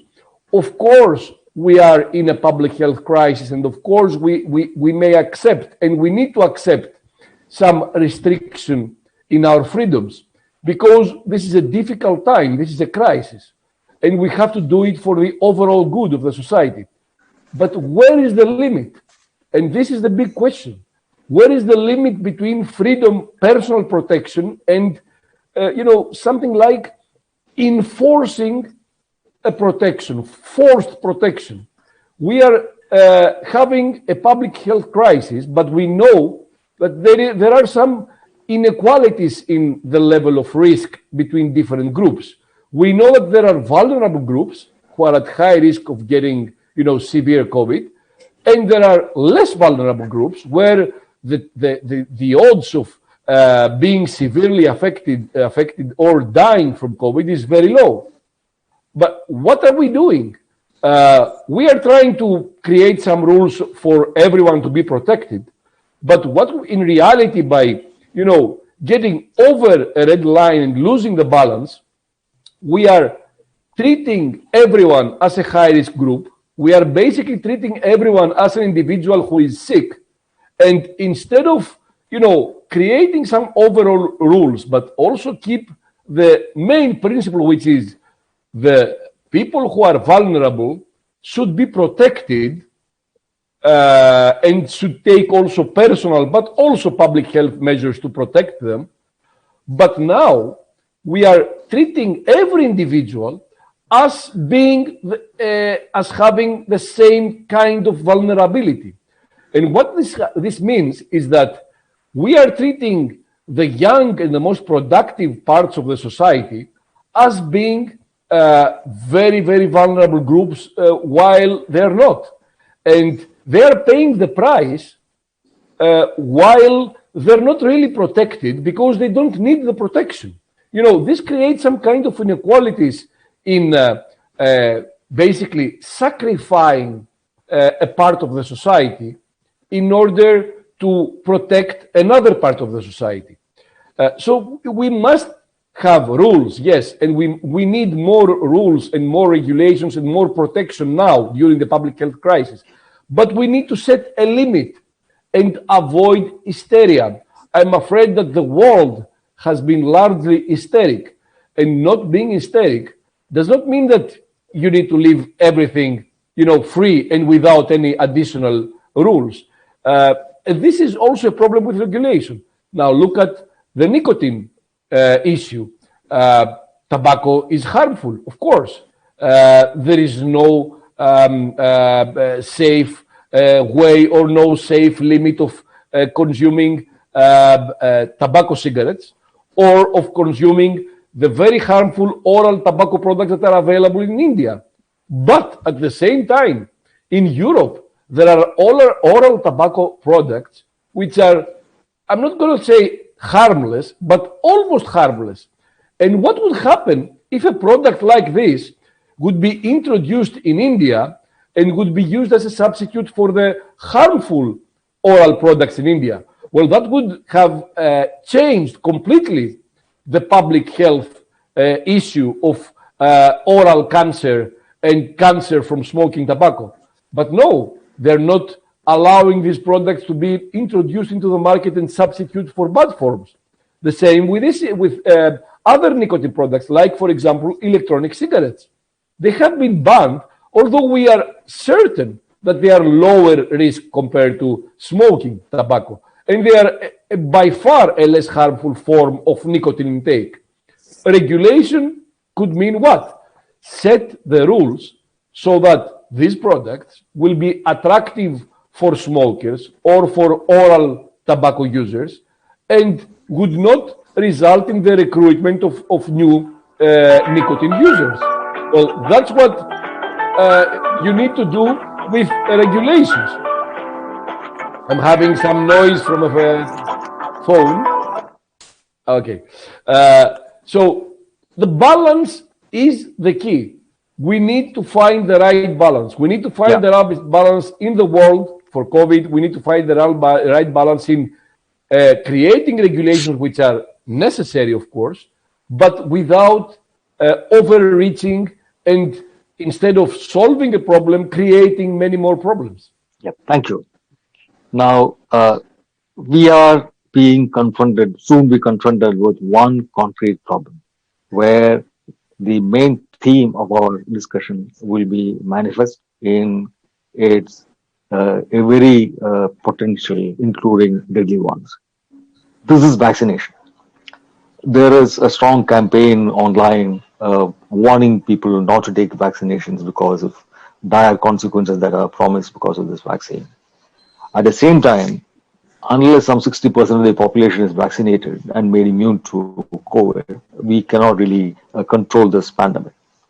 Now, how can the government, social media influencers, other people who have taken this, get the people to accept the vaccination as something that will help them, help society?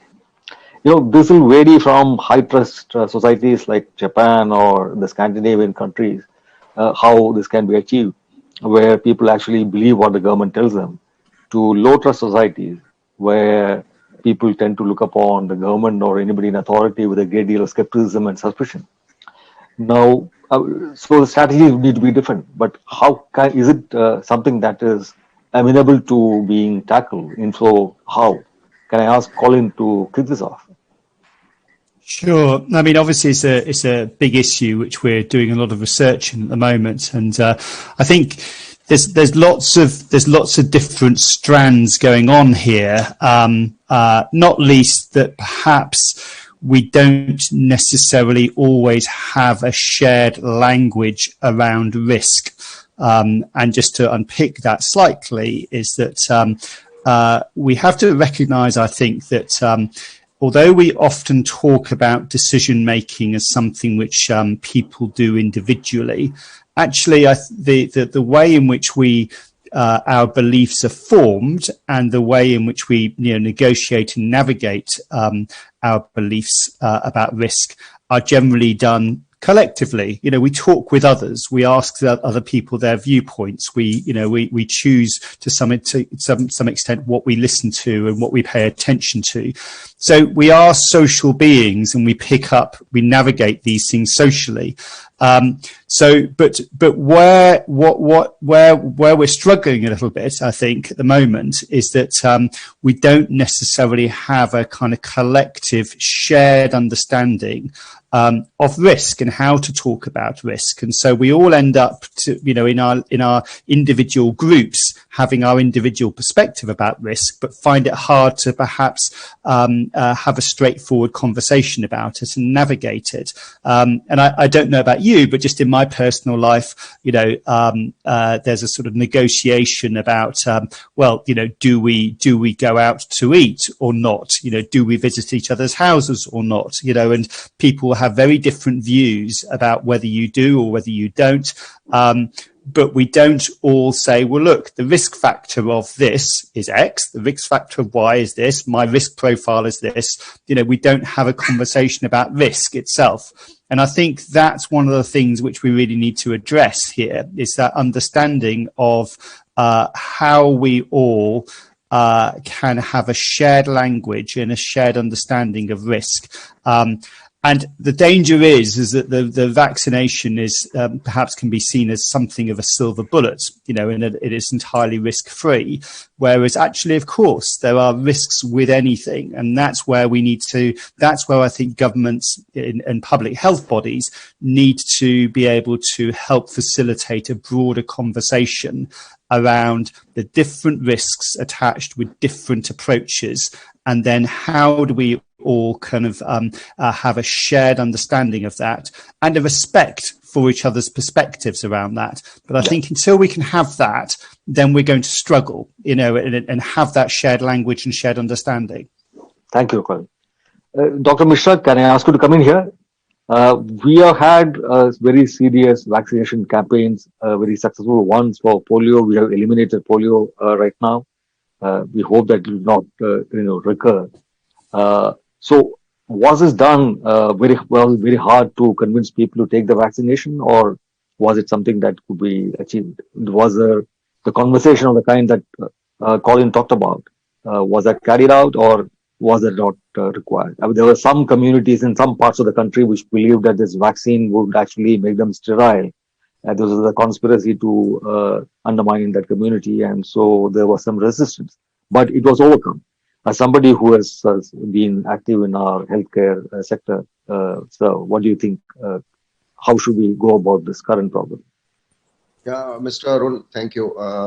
If you look back in 1973, I was a third-year medical student, and we went into community to vaccinate against smallpox.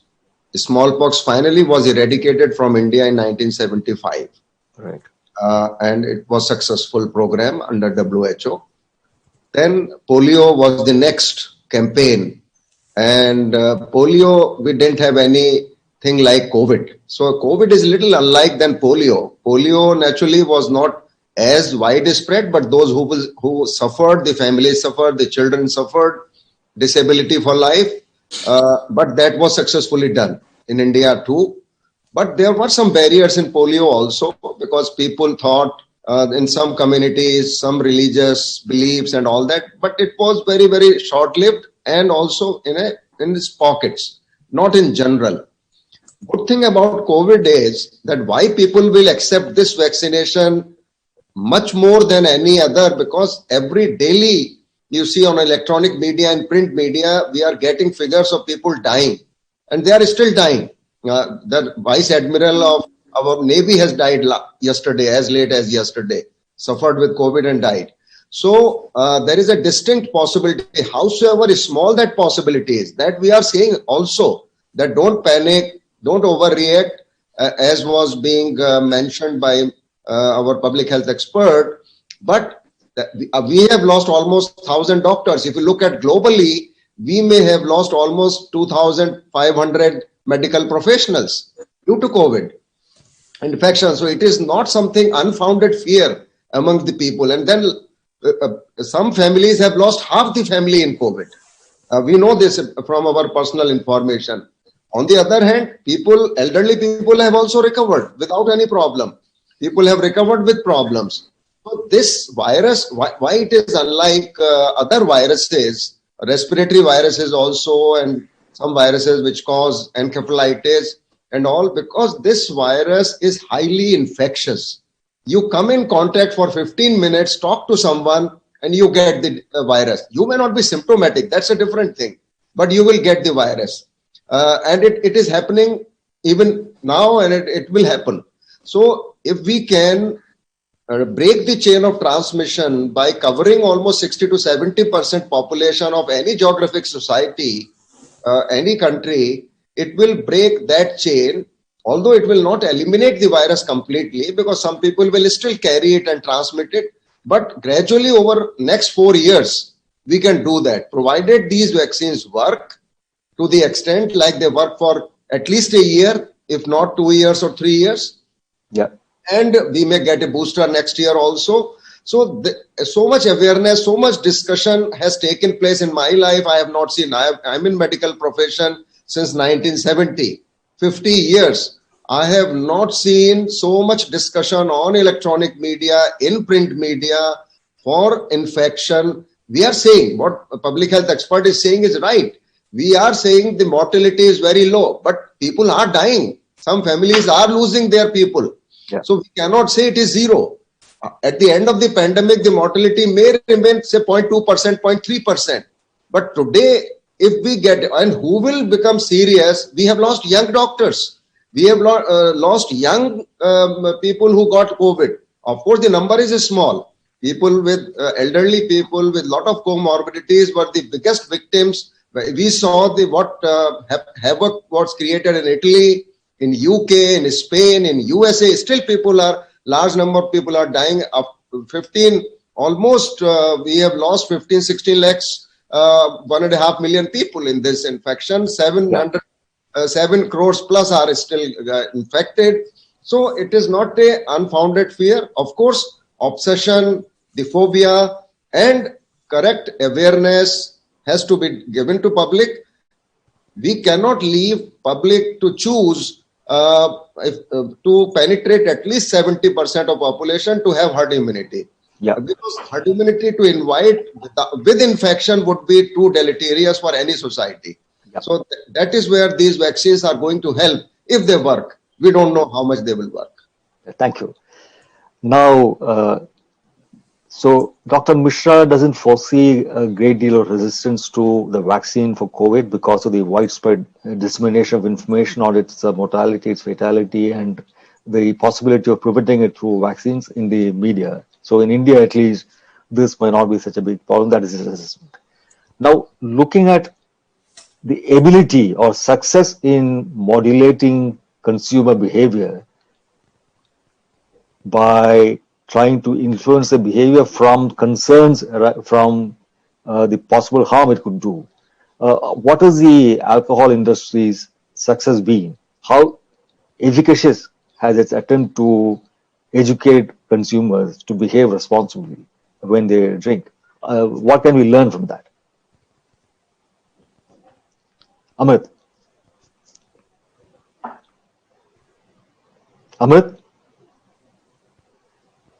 Okay, he doesn't seem to be with us at the moment. Could I ask a similar question to Samrat? Because there it is not really the consumers, it is more the regulators who have to be persuaded that such and such an option exists to sort of modulate consumer behavior in a way that is less harmful to themselves. Now, what is the success in convincing regulators who are also are people and whom also subject to communication, right? So if communication is what will actually help modulate behavior in the way that we require it to be changed, how successful has this communication been in making an impact on regulation in this country and other countries? Samrat?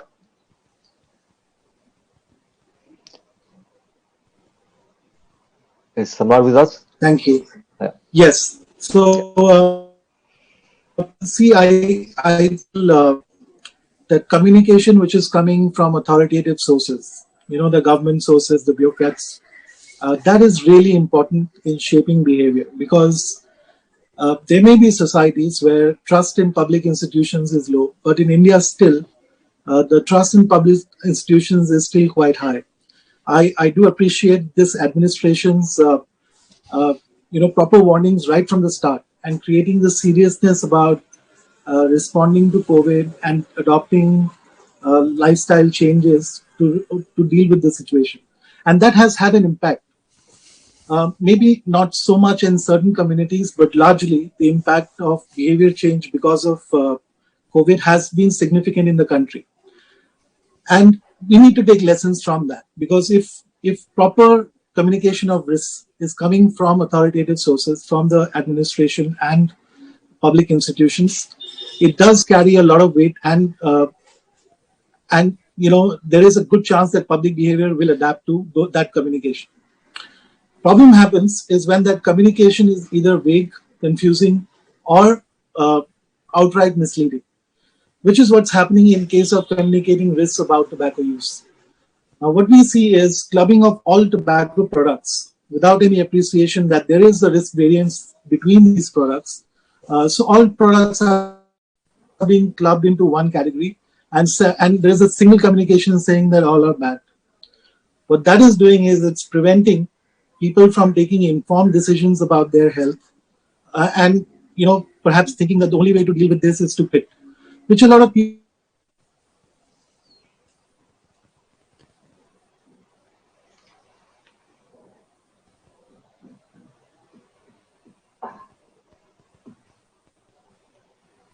of lawmakers, of public institutions on communicating risk accurately on tobacco use is important. As far as consumers are concerned, I do believe that everyone is driven to protect their health.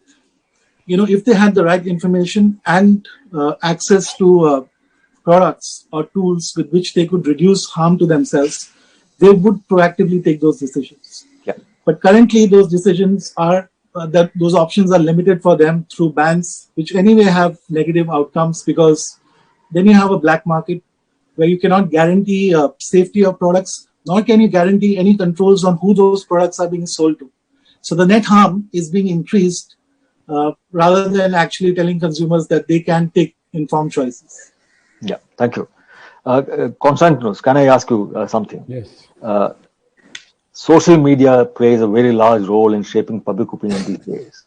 And it is social media that has actually built up considerable resistance to vaccination currently against COVID and many other vaccines, in many parts of the world. Now, we have seen very few pandemics in the current century, at least in our living memory. But over history, mankind has survived and defeated many kinds of vicious diseases. Now, what are the chances of, the reconstruction of truth and the resultant inability of people to distinguish between what is right and what is not right, what is science and what is not science? How is that going to impact our ability to let people know what should be done, what is right and what is wrong in handling this current pandemic? I fully agree with you that this seems to be a big problem. We don't know exactly how big of a problem this is going to be. But I think in order to build trust, because you mentioned before that in some countries there is trust in their government. Well, trust is something that should be built. And the way you build trust is by being honest. And governments should understand that they have to be honest. They have to be honest whether they like it or not. And they shouldn't change the message depending on what their plans are and how they're going to justify their plans. I've seen countries, for example, in Europe, where the message has been confusing. And when you are sending out to the society confusing messages, then you're not building trust, you're building mistrust. And this is what is going to, further compromise the context and the perception of people about the problem and about the government.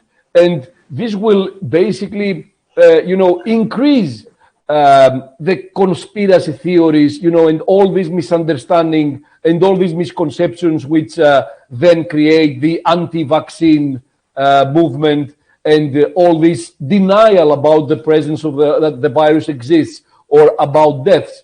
We have to be honest. Now, we are, in some cases, we are overreacting. I'm going to give the example of another pandemic that, of course, we haven't lived ourselves, but it was a pandemic of the previous century, and that was the Spanish flu pandemic. You know, what's the big difference between the COVID-19 pandemic and the Spanish flu pandemic? It is that in Spanish flu, the median age of people dying was 28 years old. Of course, the life expectancy at that time was not 70 or 80, it was 50, but still 28 years old. And today, I will agree with my colleague that the big problem is the speed of transmission, the infectivity. It's not that the virus is very lethal. The virus is very lethal in vulnerable groups like elderly people, like people with comorbidities. But we are seeing, as he very rightfully so said, we are seeing a lot of people dying in terms of numbers because of the speed of the transmission. But we need to communicate the message correctly. So there is a whole, science of health communication. And I think that health communication has been the big failure of this pandemic. And unless we fix that, we're not going to be able to convince all the people that we need about the benefits and the risks of all interventions, including vaccines, so that they will be convinced to be vaccinated. But what I think we need to be consistent in our message. We need to be honest in our message, in all our messages. So build the trust. And I think this is how we are going to convince people to be vaccinated. We're going to convince people that, there is a plan ahead. We're going to give some, positive messages. And we are going to create, a balanced perspective and a balanced intervention. Not overreaching, not overreacting, not reacting in a hysterical way, and always be truthful.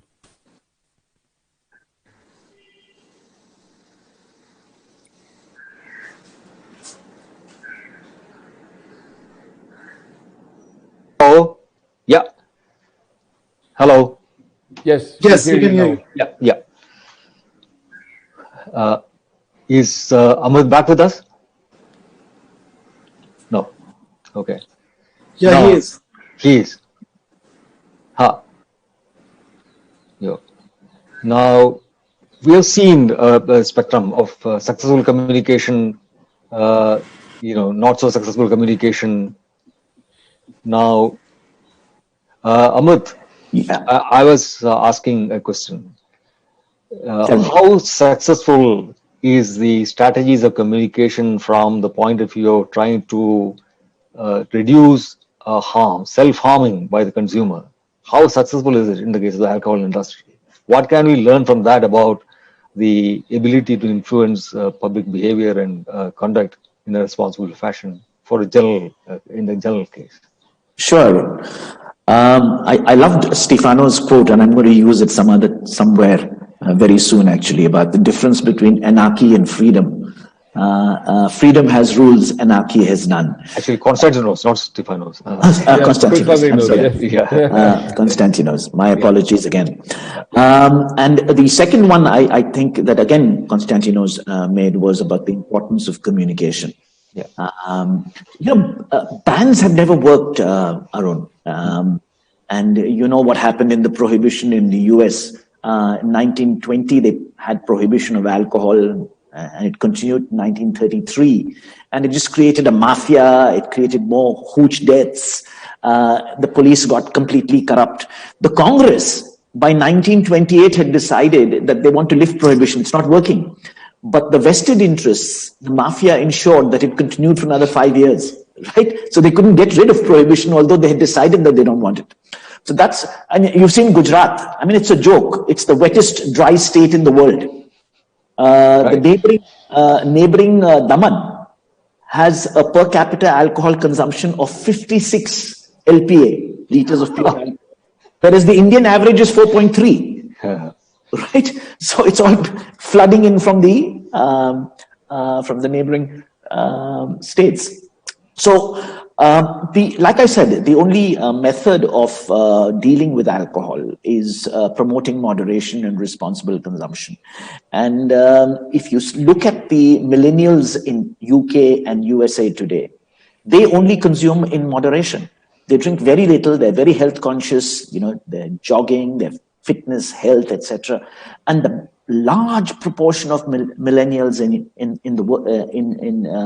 more developed countries are consuming completely in moderation as a social lubricant, 1 or 2 drinks in social gatherings, and that's all because of the various programs that the industry has been implementing. Like I said to you when I was talking earlier.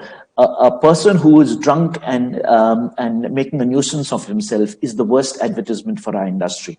Right. And we don't need it. We don't want it. In fact, we fear a backlash, to be very honest with you. And that's why the industry has invested in huge communication programs to try and create a generation of moderate drinkers. So if you go onto social media, there's a plethora of websites.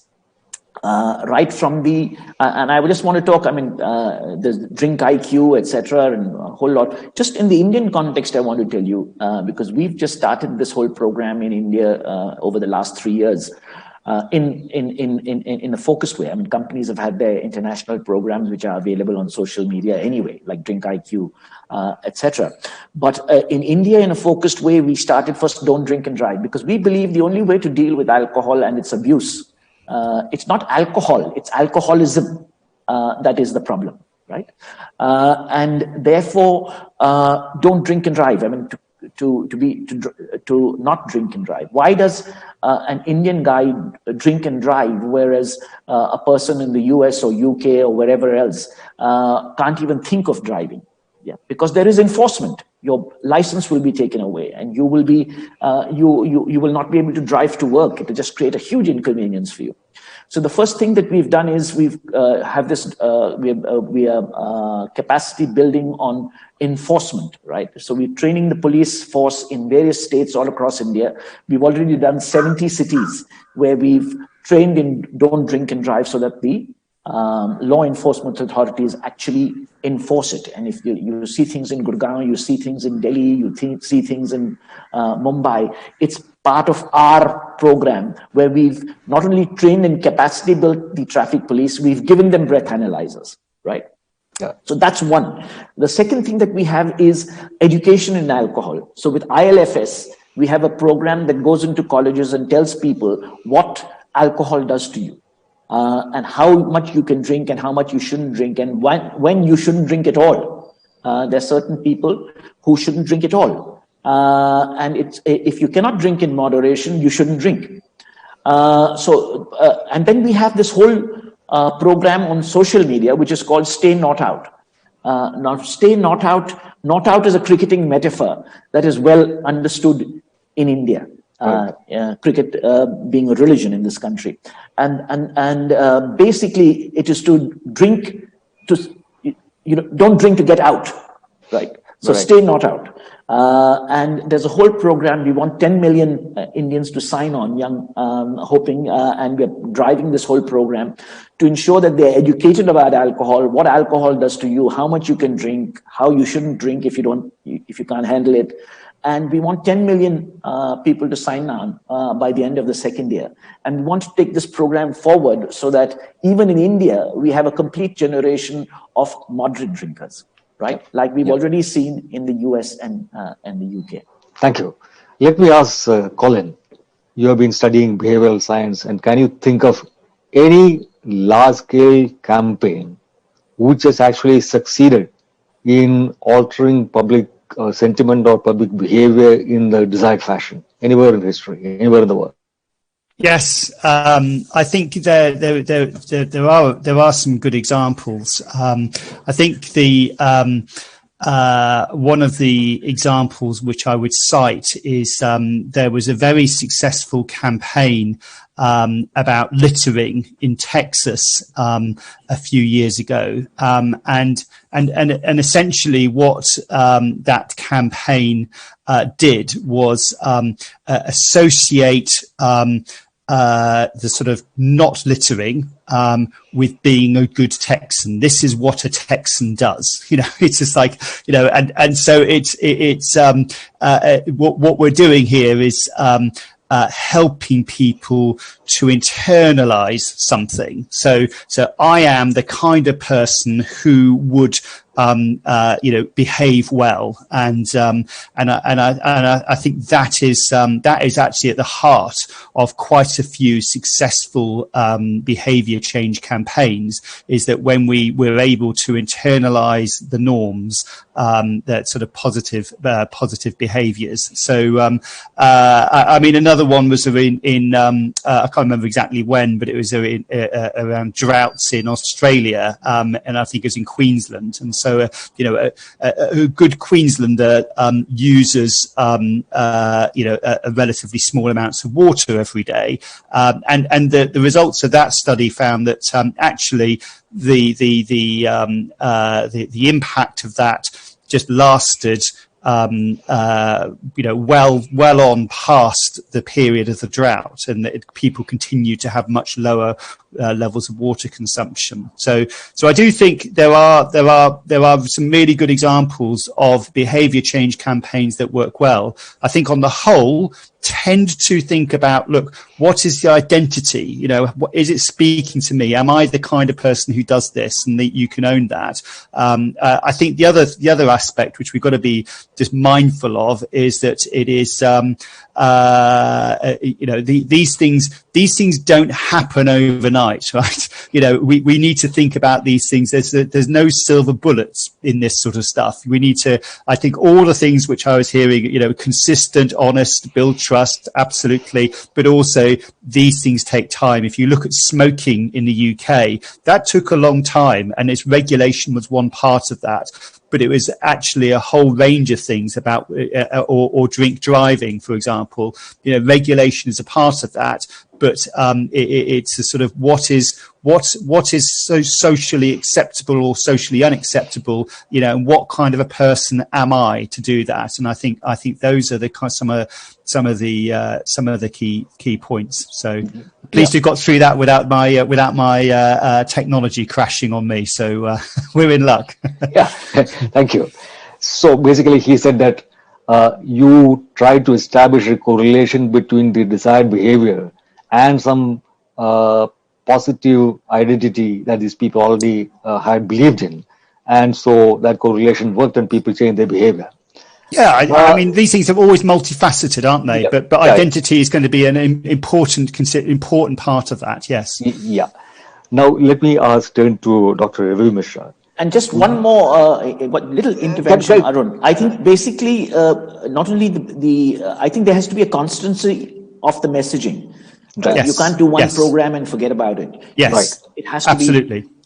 You have to come back, and that's what we've seen in the alcohol industry with all our programs. I mean, if we've had success in the UK and US, it's because it's a constant program. It's not just a one-off and then shut. Thank you. Yeah, I was asking Dr. Ravi Mishra. We have in our public health campaigns in India, done some actually very good things. For example, infant mortality rate, maternal mortality rate, these have come down substantially. Now, one reason why maternal mortality rate came down sharply was because we built good roads. So, if woman during childbirth there was problems, she could immediately be transported to a hospital. Another was actually we gave incentives for institutional delivery. A woman who came to a hospital to deliver a child, to be delivered of a child, was paid some money. Dr. Mishra, can you think of campaigns where, despite persistent efforts, we could not succeed? And have we tried to analyze why we did not succeed? I think the one glaring example is of helmet enforcement in India. We lose almost 98, this is recorded, deaths every day because of brain injuries in India today. And helmet is such a simple intervention, what I call it a helmet vaccine. It has not happened because the driver is putting on, the pillion is not putting on the helmet. Right. So we got even more women coming into with head injuries because they were not putting on the helmet in Delhi. So Right. this is one thing, and 72% of our motorized automobiles on Indian roads are two-wheelers. They are not cars. Cars are very in small numbers in India. So this is one intervention which, if it is taken up with the same like Swachh Bharat or other, when it comes from the top head of the state or prime minister of the country, it gets due impetus. And I have written to Prime Minister about this, declaring or announcing or requesting people from on 15th August, something which I hope it happens someday. Japan, they showed that the Prime Minister of Japan, when he took up the trauma prevention as a major thrust area, there was reduction. In US, seatbelt enforcement is so intense and it saves you 40 to 50% of individuals involved in road accidents. So this is something which is easily doable. It's not so much expensive. Supreme Court has given a ruling, Indian Supreme Court, that with sale of each motorcycle or two-wheeler, the helmet provision is mandatory. But who is seeing the compliance of this?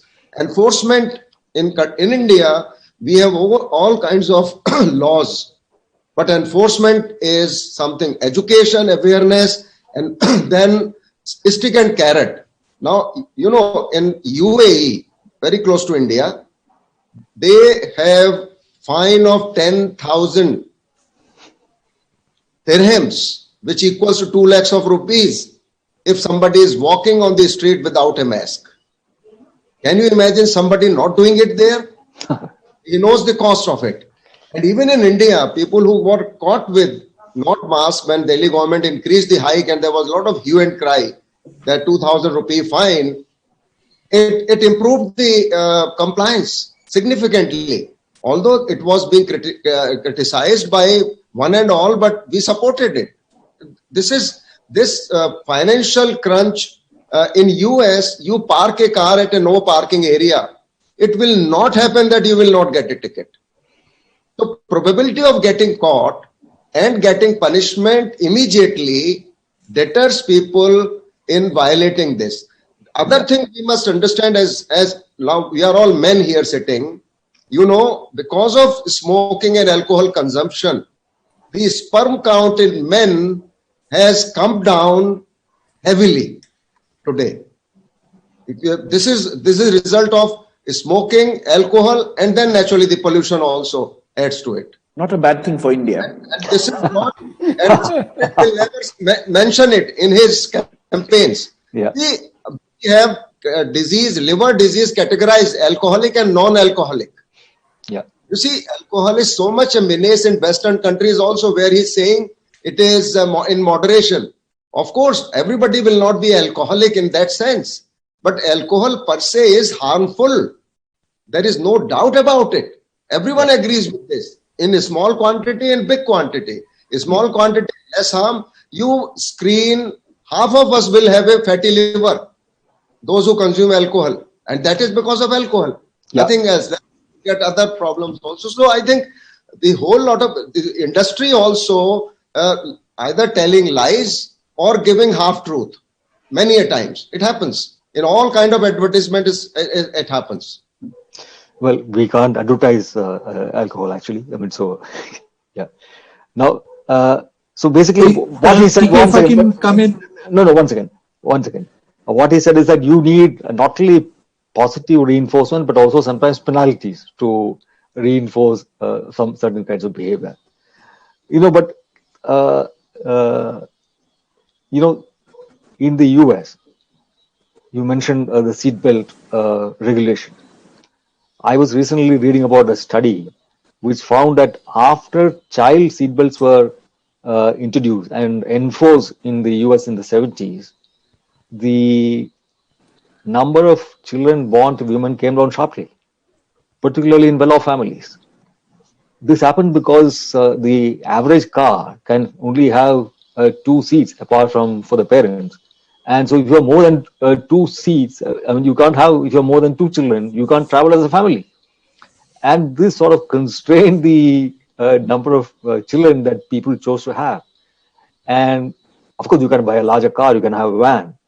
But apparently the study found that people with middle class and higher incomes, they, for aesthetic reasons or others, chose not to drive in vans, and they wanted to have good-looking little cars, and so the number of size of the family shrank. And this could be one reason why. This is, of course, a study not by people in the health field. This is a study conducted by Goldman Sachs executives. They are very smart people, and they do indulge in various kinds of things.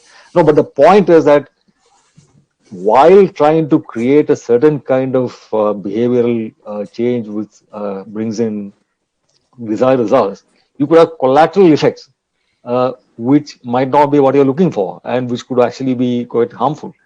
Now, I would like Konstantinos to come in on this. Yeah, I think that enforcement is important, but creating a conscious behavior is even more important and is going to have more long-lasting effects, benefits, basically. Because, enforcement, yes, it is important, but you can't enforce everything, and you can't have a law or a rule enforcement officer in all your daily activities. I think that a long-term strategy is more about building a conscious behavior that you want to, make the people follow, like, for example, helmets, seat belts, moderation of alcohol consumption, rather than, keeping everything on enforcement. Enforcement, yes, it is necessary. And I think that enforcement also helps in that aspect. But over time, you need to change the behavior. A change in behavior means that the person feels that this is a normal thing to do, finds this the norm, is not doing it because he's afraid of punishment. This is going to be much stronger. It's going to last longer. It's going to be transferred to the new generation, to the kids, it's going to be integrated into the behavior. So yes, enforcement, of course, is necessary. Enforcement, however, is just helping us getting to the target, which is change the behavior because people think that this is the right behavior, not because people are afraid of punishment. Yeah. Samrat, you wanted to come in. If I can come in, TK. Yeah, sure. Yeah, sure. So, see, I agree with the panel that modification of behavior through nudges, as Colin calls it, can be effective if done right and if done in a consistent fashion. What I do have objection with is using bans as a blunt instrument to change behavior, because that more often ends up having negative outcomes. Now, Amit gave some examples of Gujarat and recently of Bihar. There's an even more recent example where during the pandemic, India banned tobacco use completely, as in it banned all sale of tobacco. Now, a FICCI report came out just a few days ago saying that in this period, there was an 8-fold increase in smuggling. Now, what that did was, so as a tobacco user, you could still get that product, but A, you had to pay like twice as much, and B, there was risk of counterfeit, which means you're not even getting standard quality products. So it's not that tobacco use stopped. It's just that you pushed it to an illegal market with no safety standards. Now, a similar thing was done in South Africa, for example, and they rescinded that ban out of fear that it's going to create a black market, which then becomes very difficult to shake off because those are not tax products, so they'll always be cheaper. So that unintended consequence is not just for the time of the ban, but it has lasting effect.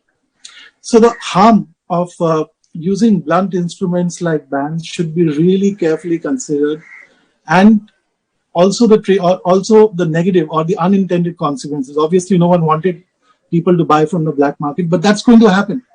So there has to be some realism in policymaking when it comes to using an instrument like that.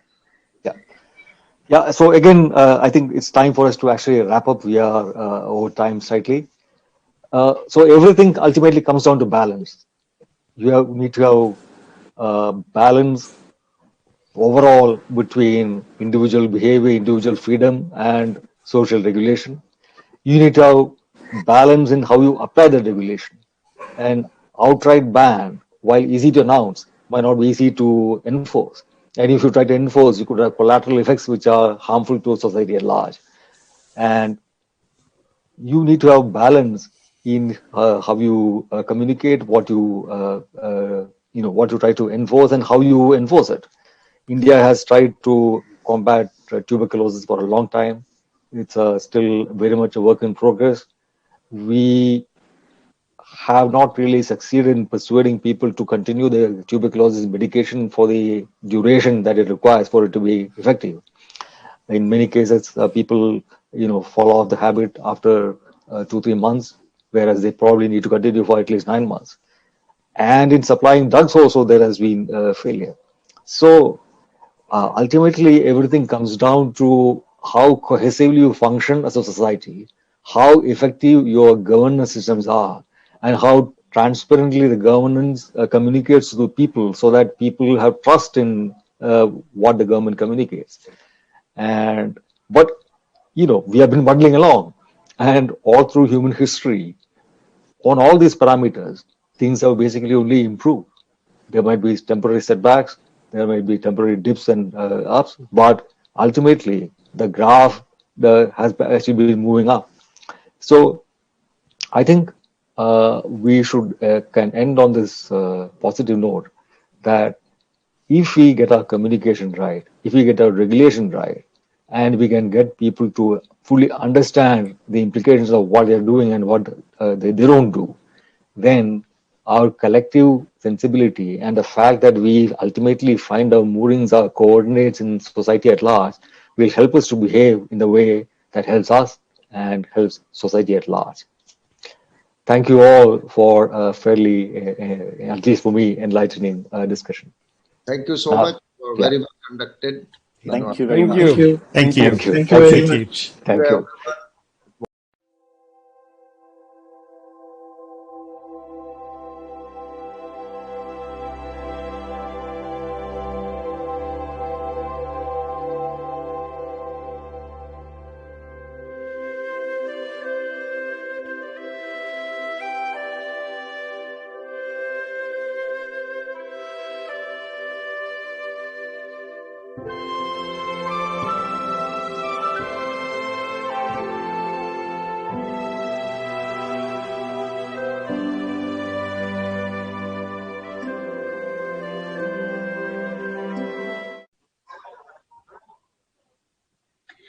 Mr. T.K. Arun, thank you very, very much. You, in fact, held it tight, the discussions there. And a big, big thank you to our seasoned panel who poured in their perspectives at this reservoir of knowledge sharing session. Well, we did learn about the tobacco harm reduction, the alternate nicotine products, how we could reimagine the socio-economic dilemma across classes, and also its long-term impacts. Well, I'm sure you paid attention when we also talked about defining the limits for businesses as well as the regulators at the same time, improving infrastructure for better consumer protection, because we are all in it together.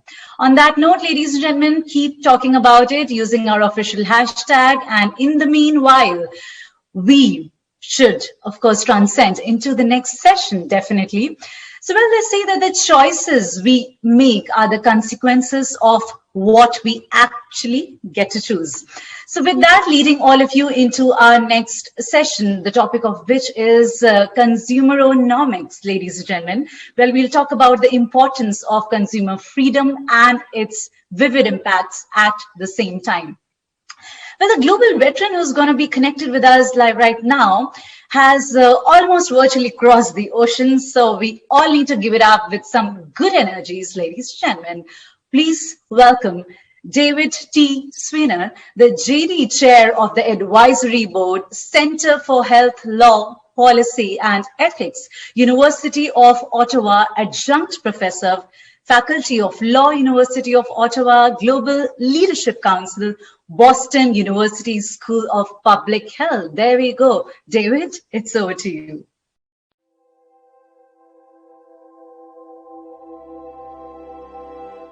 Hello, and thank you very much for the opportunity to participate in this conference. It's an incredibly important topic. I'm David Sweener. Among other things, I'm the chair of the advisory board for the Center for Health Law, Policy and Ethics here at the University of Ottawa. And I've spent a career, almost 40 years now, working on measures to promote public health through policy interventions. And in fact, I was the first lawyer in the world to start working full-time on measures to reduce the carnage caused by cigarette smoking. And often the question comes up of why, when we're dealing with a health issue, do you have lawyers or economists or consumer rights people involved? Isn't this an issue for doctors or scientists? And I think that's a really important issue to address, and that finding out why people are getting ill is a medical scientific problem. But dealing with it is a social, legal, political problem. We need policy measures. We need the works of social scientists, of lawyers, of regulators, of politicians in order to address the problems that we have. And it's been thus all through the history of public health. We can find out why people are getting sick, but then addressing it is a public policy measure. And I've found the impact that we can have is dramatic. The role of economics and law in particular, of recognizing consumer rights is enormous, of understanding why people are doing the things that they are, and how can we do something that can reduce that risk. So, for instance, when I got involved, Canada had the highest per capita levels of cigarette consumption anywhere in the world outside of a couple of countries of the then Warsaw Bloc. Our 15 to 19-year-olds, 42% of them were daily cigarette smokers. This is just beginning of the 1980s. And in looking at that as a policy person, I could say, well, why is this? And what had happened is that the inflation adjusted, the real price of cigarettes had been falling since the time of the Second World War. And disposable income had been going up because of economic growth. So cigarettes were becoming ever more affordable year after year after year. And the economic literature told us that affordability was the single biggest factor of whether young people would start smoking. And of course, when they start smoking, they usually continue smoking for the rest of their shortened lives. So I worked on measures to use tax policy to make cigarettes less affordable, to have the price more accurately reflect the risk of the product. And within 10 years, we reduced per capita cigarette consumption in Canada by 40% and teen consumption by 60%. And that was simply applied economics. And even at that time, we were constrained because we didn't have viable alternatives to offer people who were smoking, who would like to reduce their risk, but couldn't totally quit. So we were working with price elasticity, simply increasing the price of a product without being able to use cross elasticity, the changing the relative prices of products. And when we can do things like that, we're far more effective. And I think one of the lessons from my career is that when we're trying to change the world, in many ways we're revolutionaries. But if we're going to be successful at it, we have to be pragmatic revolutionaries. We have to look at what works. Forget about our personal ideology or our moral qualms or whatever else is going on, and focus on what works. Who are the people at risk? And this is something that is reinforced when we look at broad areas of policy, whether we're talking about law or economics or philosophy, that the importance of understanding what motivates people and recognizing their rights. Consumers can only make as good a decision as the information available to them allows. And if we do not give them adequate information to make an informed decision, and then we try holding them responsible for having made bad decisions, that is just an ethical failure. But beyond that, you need more than simply the information necessary to make informed decisions. You need the ability to act on that information. So people need to understand what are the risks they face and how can they reduce those risks. And they have to be able to actually take those actions necessary. So that if somebody says there's a great big storm coming, you have to seek cover, is only relevant if somebody can show you where that cover is, whether it's someplace where you can be protected. And when we're talking about hazardous products, to know that you've got a really hazardous product is important to know. To know that there's something else you could do that would be far less hazardous, clearly important to know. But to be able to access those alternatives, that's essential. And those are the sorts of things that are enshrined in public health policy, public health documents. Even the Constitution of the World Health Organization from 1946, talks about the importance of people being able to take charge of their own health, the importance of having maximum health gains for the overall population. And we do that. We can do that by working with people, not by trying to dictate to them. And that's why it's such a mistake when governments think that the way to deal with a risk is to simply ban a product. And thinking that a ban is somehow the strictest form of regulation. And in fact, what a ban is an abrogation of your responsibility to regulate. Because it doesn't get rid of the product, it just forces the product or the behavior into a black market where we have very little control. It's a denial of rights to consumers. And where this really becomes problematic is when a government bans low-risk products but leaves the high-risk products on the market. And that's what we've seen in India and other countries with alternatives to cigarettes. And I think trying to understand where this comes from and what we can do about it is really important.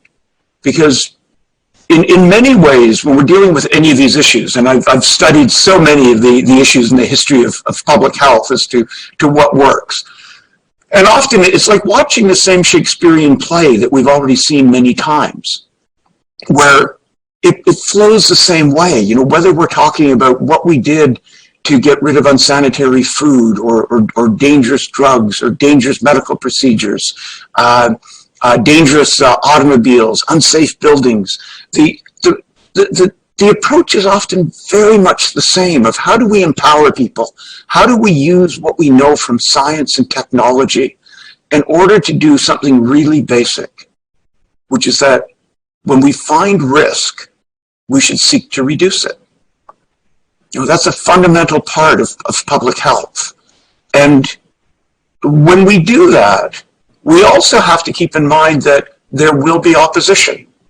And this is well articulated in the literature on social change and on technology. People like Thomas Kuhn in The Structure of Scientific Revolutions, or Zuma's book, Innovation and Its Enemies, that even terrific things, stuff where you think, how can anybody be concerned about that? Whether it be the printing press or or coffee or bicycles come into tremendous opposition as they come forward. New technology is opposed.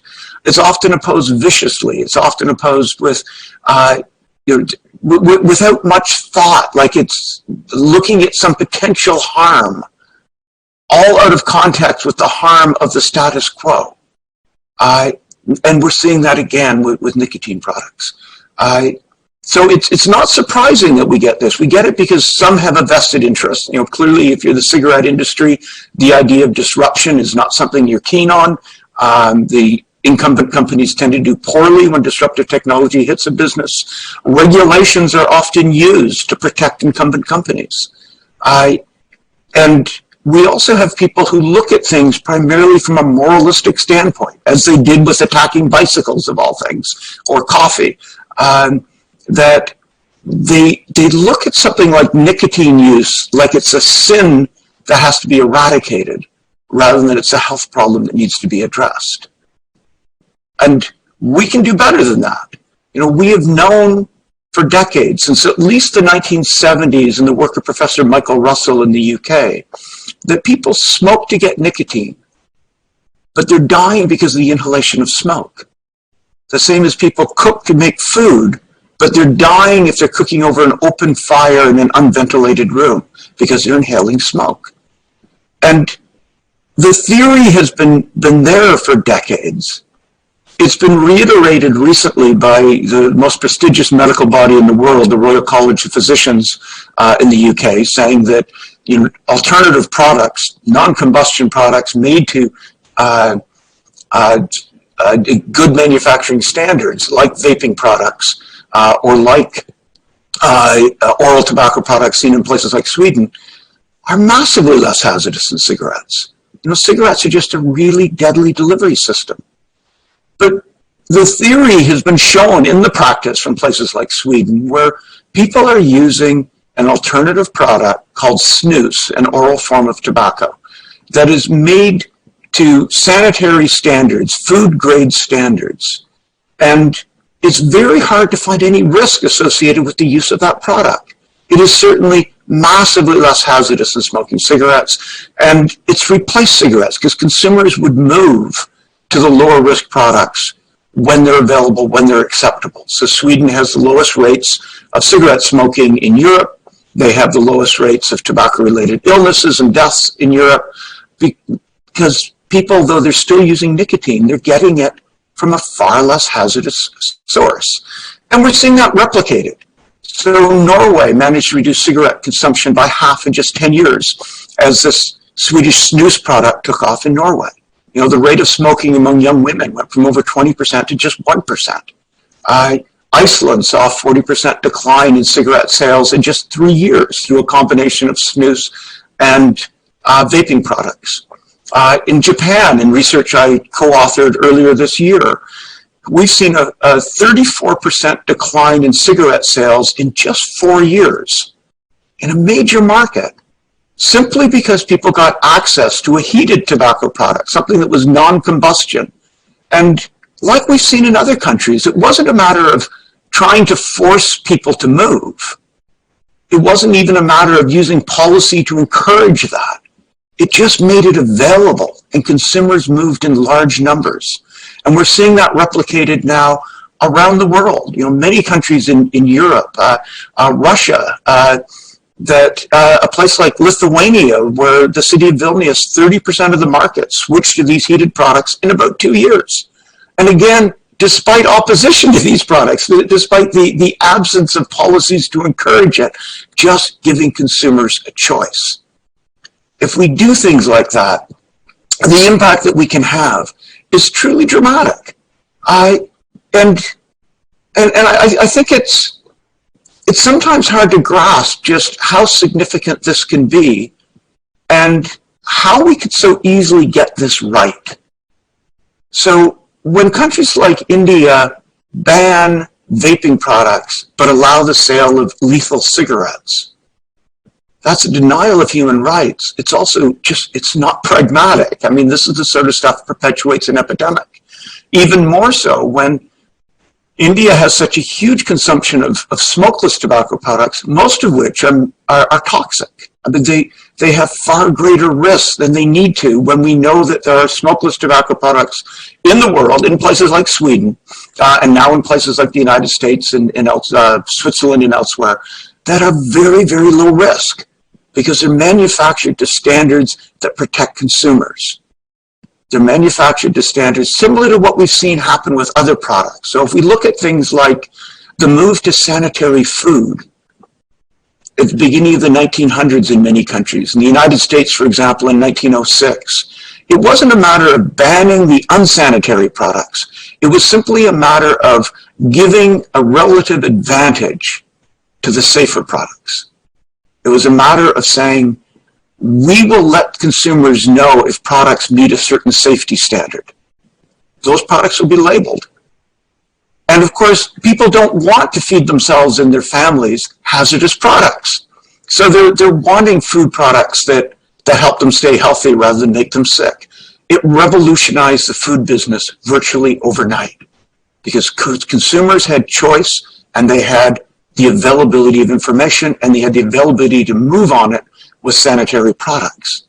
The same happened in 1938 with pharmaceuticals in a market in the US at the time, like many other countries, where the drugs business was dominated by what we call patent medicines, the snake oil products that were all based on marketing rather than effectiveness.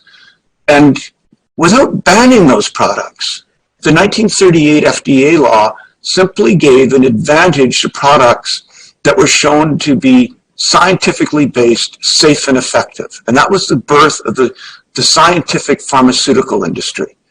And at the time, there weren't a lot of very good science-based products available. But because the law gave an advantage to them by these products being able to show that they were less hazardous, they had been approved, consumers wanted them. There was a demand made, and people were spending a lot of money buying products that weren't healthy. That money could be transferred to products that actually were safe and effective.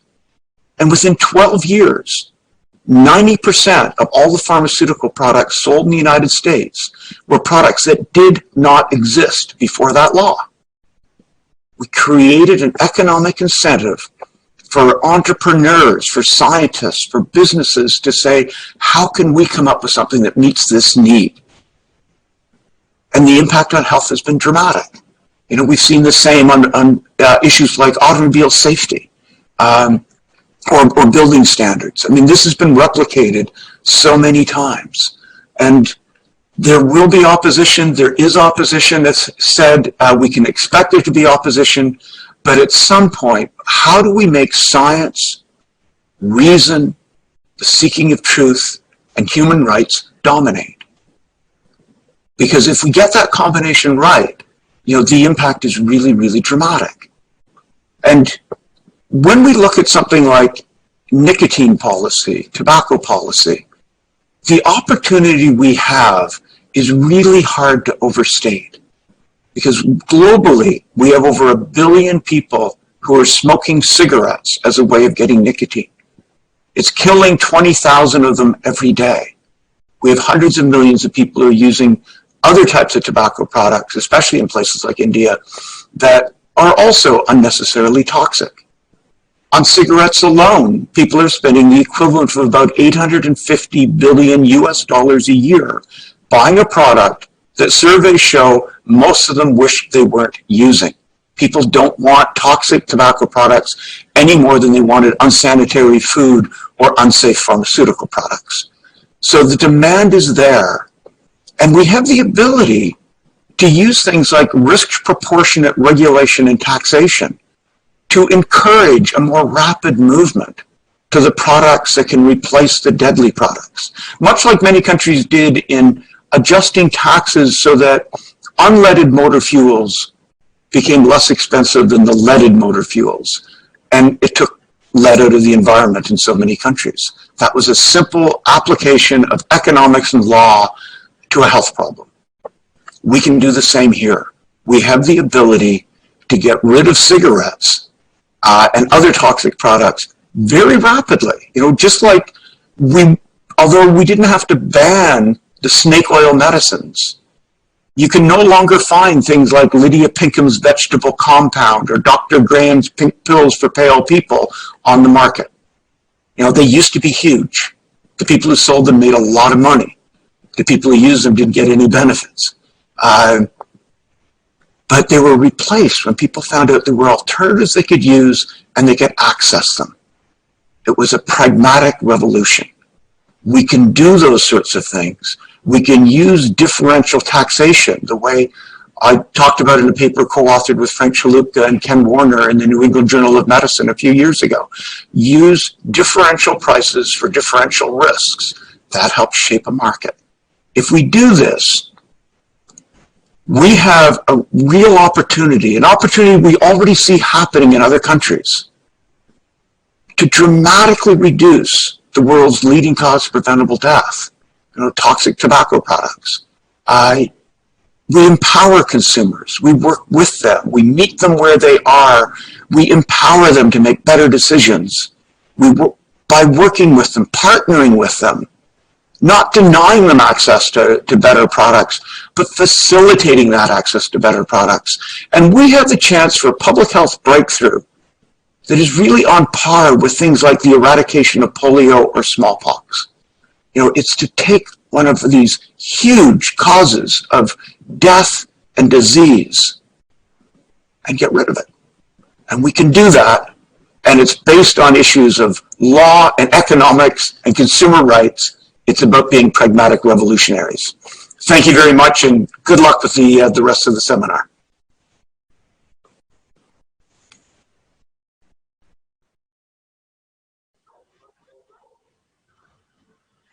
Hey, David, thank you for further readying us to understand the consumer and his or her preferences and freedom in a better way. Well, the right to choose and also have that access to the products and services, that's what we talked about, and we are ready to march ahead with that laser sharp focus, ladies and gentlemen, which I'm believing that you all are having by being with us right now. Thank you for those amazing numbers in which you're watching us and assimilating all those perspectives there. So yes, so with that same focus, let's now get cracking and talking on competition and consumer welfare in this digital age that we all are aware of. Well, yes, a financial sector perspective is something that we're going to witness now. We're going to be witnessing our speaker by the name of, so ladies and gentlemen, allow me to please welcome Shehnaz Ahmed, the Senior Resident Fellow and Team Lead Fintech at Vidhi's Center for Legal Policy. Shehnaz, it's straight away over to you.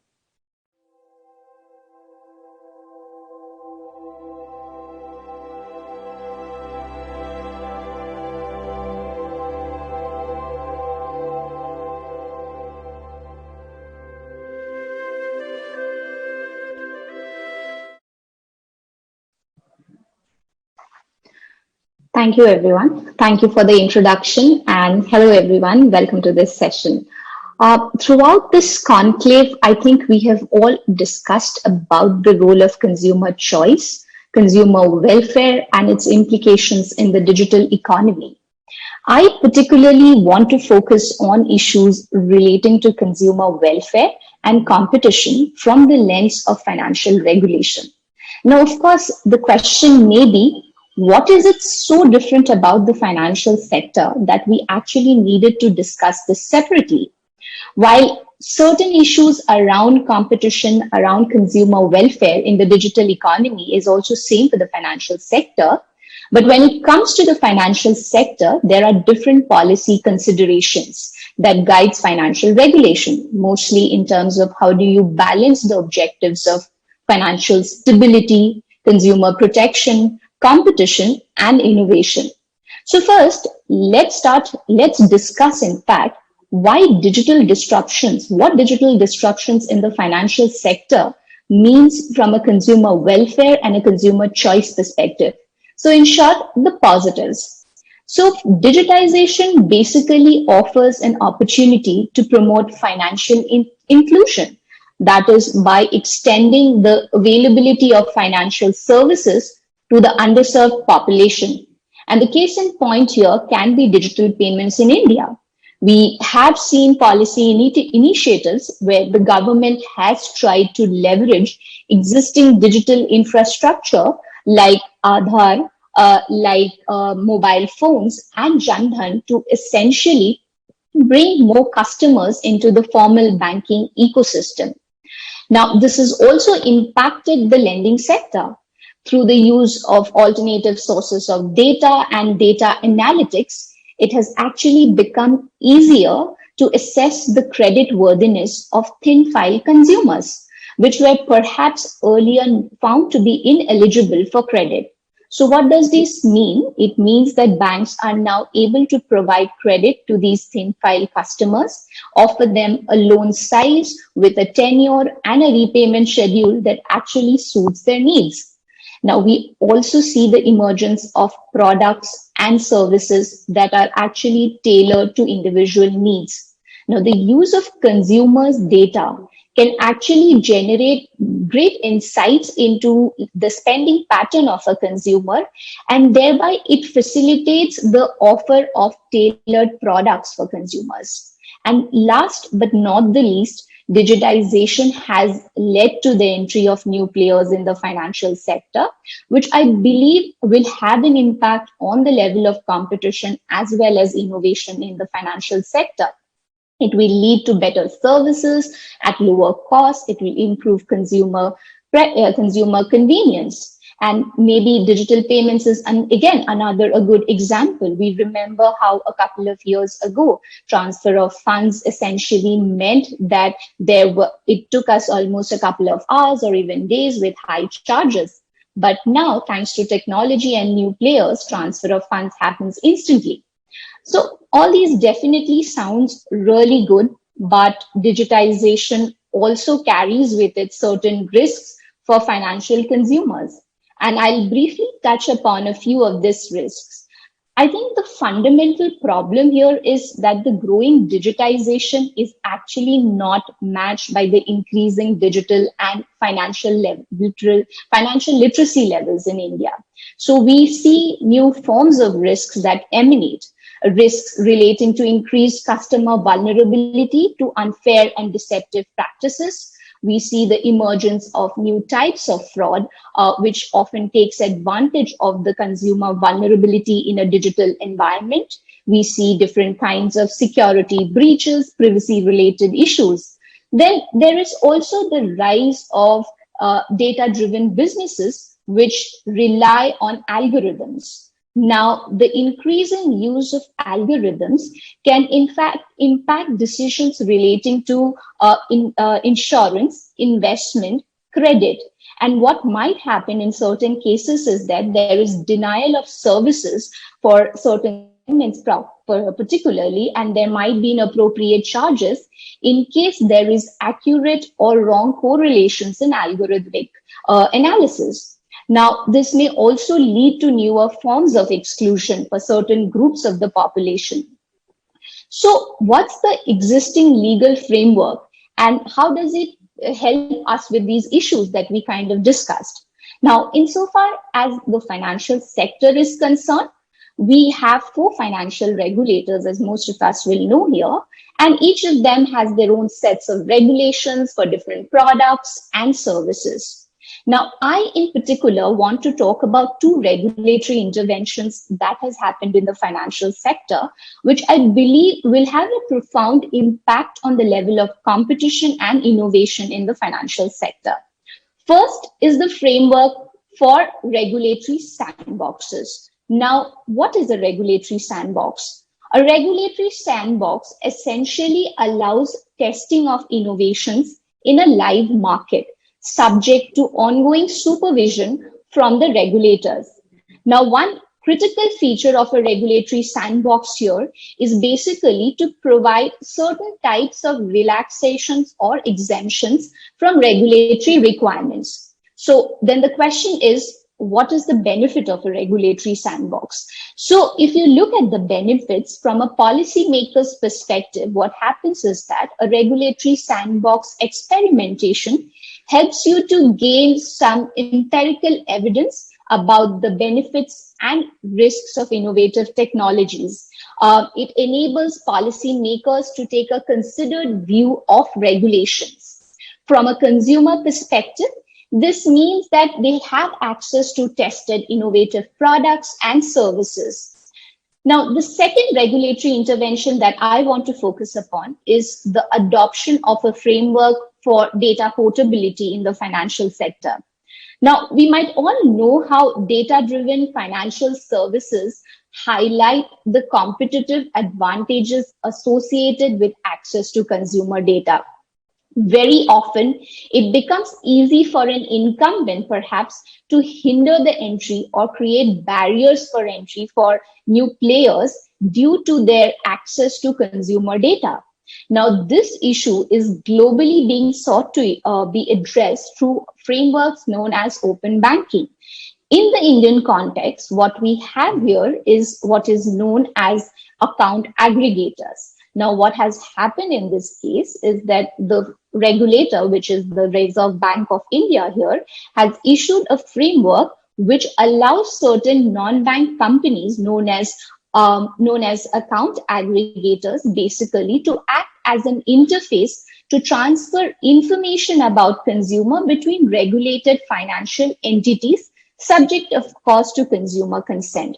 So what happens through this framework is essentially that incumbents are now expected to open access to consumers' data to third parties based on consumer consent. And the ultimate result is that it enables the creation of more customer-centric solutions for financial consumers. So these are some regulatory interventions which I believe will play a very important role in tapping into the opportunities presented by digitization in the financial sector. Now, from a competition standpoint of view, digital disruptions in the financial sector does give rise to certain other issues. Now, these issues are perhaps not peculiar to the financial sector, but I think it's important to kind of quickly go through them and also understand them. First, I think, is the question about access to data. Now, access to data basically raises challenges about the role of data in determining the market power of an enterprise. Now, this is particularly significant when we are dealing with cases of abuse of dominance by businesses.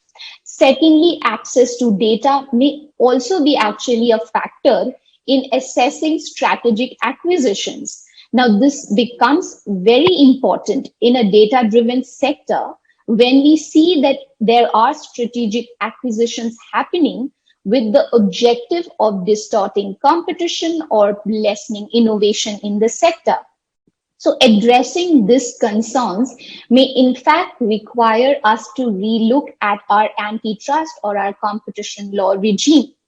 Now, another issue which I think is important here are the challenges that arise when there is a lack of interoperability between technologies. The lack of interoperability actually can be used by incumbents to create entry barriers for new players. So that's generally certain competition issues that arise. But as I said, one particular issue that is critical from the financial sector perspective is the implication of all these developments on financial stability. Now, for instance, questions relating to the entry of new players in the financial sector, the dependency of existing players on these new players for critical services, and the extent of regulation that is applicable to them are perhaps issues which will be necessary to consider from a financial stability perspective. So these are some of the issues that I wanted to kind of bring to your notice. So going forward, I think now let's talk about what should be the policy priorities. For me, I think I would highlight two issues here. First, I think regulators will have to strive towards an evidence-based policy making. Now, the regulatory sandbox is a good initiative.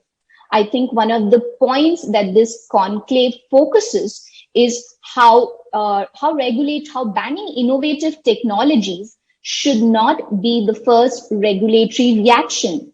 Now, initiatives like the regulatory sandbox, in fact, will be instrumental in designing and enabling regulatory framework for new and innovative technologies. So that's about evidence-based policy making and how a knee-jerk reaction in terms of banning products might not be the most wise decision in certain cases. The second thing that I wanted to focus here is on ensuring that regulatory responses are proportionate. In the sense that regulatory responses should reflect the business models, should be proportionate to the business models, the size, the systemic risk, significance that a particular business poses. Now, there is obviously a concern that if you extend the perimeter of regulation to all services without having any consideration for the risk it poses, it may in fact impact financial innovation. Having said that, I think if you keep all new entrants away from the regulatory parameter, then I think it gives rise to new risks. So I think a balance has to be struck by regulators. And for businesses, what does these developments mean for businesses and what should businesses focus on? Just a couple of points here. I think there is a need to institute practices in the design processes to confirm that consumer risks are mitigated at that process itself. For instance, if we talk about predictive algorithms, providers must perhaps review the choices embedded in the algorithm and the selection of data points for the algorithm. There is a necessity for more attention to be given to ensure that predatory and deceptive practices are not programmed into the design process of services.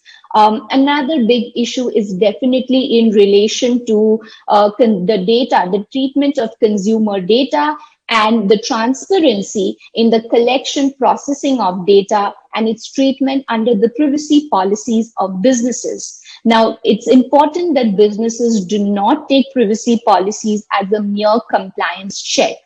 Cybersecurity, business continuity plans are again certain issues that will require focus. I think just to kind of conclude here, I think in the financial services sector, consumer confidence and consumer trust is essential to acquiring and retaining users and also for scaling up businesses. Helping businesses to gain this consumer confidence and trust is actually what consumer protection strives for. That's it from my end. Hope this was helpful. Thank you so much.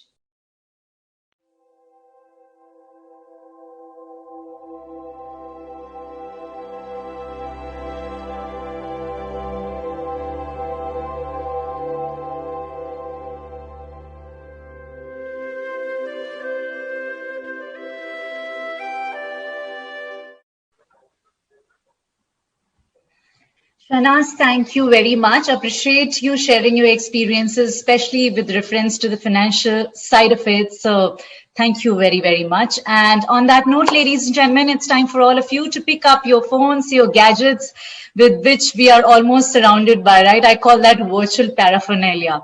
But yes, on another note, please make sure that you're sharing your perspectives, your learnings, using the hashtag ET Consumer Freedom Conclave. So be good, share your learnings, and let everybody be aware of the important aspects that we are talking through this conclave very much. Well, New Age India, and what does consumer freedom mean to them? Now, who are these them that we're talking about? In a line, if I say, these are some trending trailblazers, those influencers that I'm really talking about, and I'm absolutely brimming with enthusiasm to get them onto this virtual stage for all of you there. So allow us just a few seconds to get connected to them. So stay tuned, do your social media sharing bit. In the meanwhile, we'll be right back getting the speakers and of course the chat being moderated by one of our moderators super soon. We'll be right back.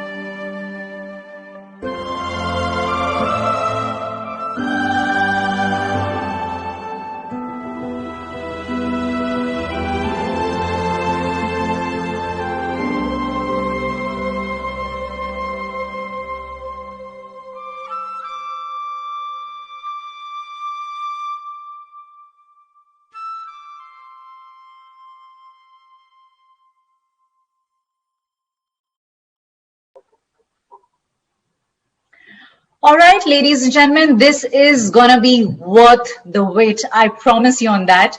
Well, the fireside chat that's gonna be all about New Age India and what does consumer freedom mean to them. Well, I think I already did a little build-up about as to who are these thems, but then who's going to be talking to us? Let's get the influential trailblazers right onto the virtual stage without any ado. So with open arms, open virtual arms, I'm going to be welcoming Prajakta Kohli, also known as Mostly Sane, the digital creator, the ambassador, YouTube's global program Creators for Change. Wow. Well, she's also going to be joined by Masoom Meenawala Mehta, the fashion blogger and entrepreneur. And ladies and gentlemen, the contours of this very intriguing chat that's coming up right away is going to be held by our moderator, Gaurav Laghate, assistant editor, The Economic Times. Gaurav, if you're up to talk to the ladies out there, it's over to you.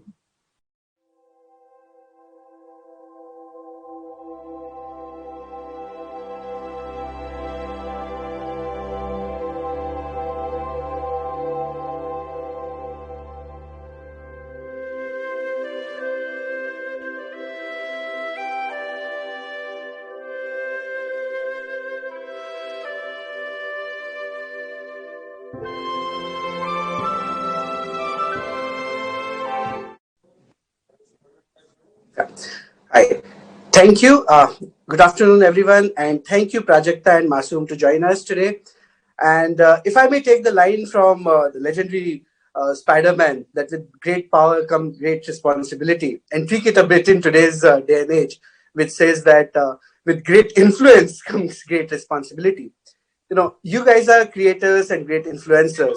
So would first like to know from you, you know, how responsibility, how it's important for you, and how do you make sure that whenever you are creating content, you're looking at that?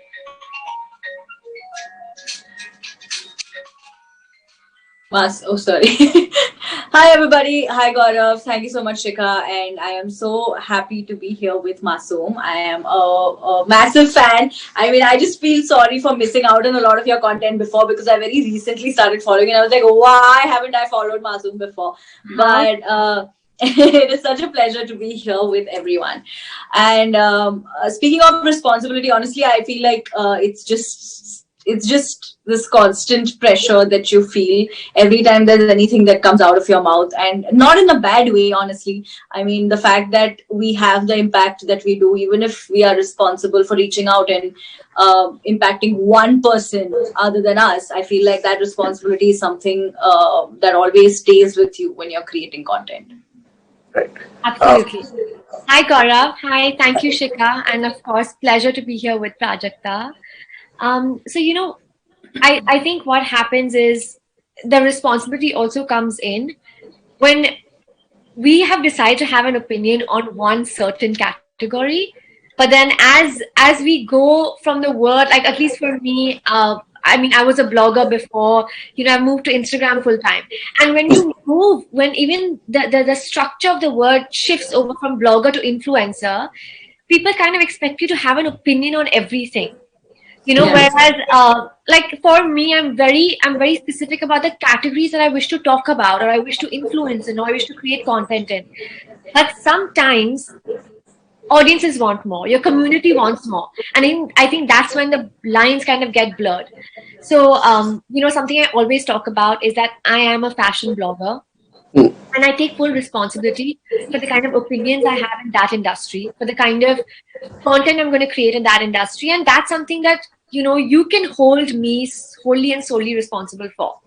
But like Prajakta said, there is a certain pressure that kind of steps in, because no matter what you're doing or saying, like you're at the end of the day, you're sharing your life. Even if I'm only to talk about fashion, it's still my face, it's still my body, my clothes that are out there for the whole world to see. And the thing is that that's a choice that we've made, that we've given that lens to the world to look at us. Now how minutely they look at every single action and word that kind of comes with it is in their hands. So we definitely have to be more careful, more responsible. But the way I look at it is that I kind of try to narrow down the things that I'm talking about, and that's the only way to deal with it, because otherwise people do have a lot of varied opinions on absolutely everything, and sometimes unnecessary things as well. True. No, great. I mean, it's very refreshing perspectives both of you are given, and I'm sure the young and budding influence content creators who might be watching will learn a lot about it, from you, and you guys are really inspiration to them. Thank you for spending your time, and Thanks, Gaurav. hope to see you guys soon in person. Thank you. Thanks, Nice to Masoom. meet you. Thank you. Bye. Bye-bye. Thank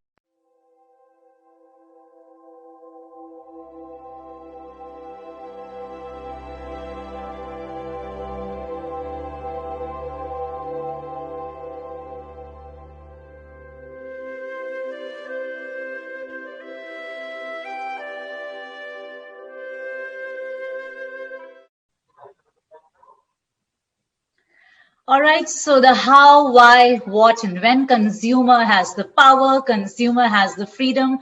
Well, what a firecracker of innings, Prajakta and Masoom there. And Gaurav, thank you so much for making sure we extract those real perspectives from the leading ladies there. Indeed, refreshing perspectives and something very worthwhile to note. Thank you so much to all the three of you there. I'm sure our audiences thoroughly enjoyed the innings there. And with that, ladies and gentlemen, we come to an end of our conclave. Well, the biggest resource, if you agree, everybody out there, it is our audiences and people in general, their time and attention. So since we're talking about the choice as a consumer, thank you so much for choosing to be with us at the Economic Times Consumer Freedom Conclave. Thank you so very much. Well, I do hope the perspectives were worthwhile for all of you to note. And with that, I'm your host, Shikha, signing off by wishing all of you a happy heart set, a health set, and a soul set. Thank you very much. Have the rest of the day in a good way. Thank you.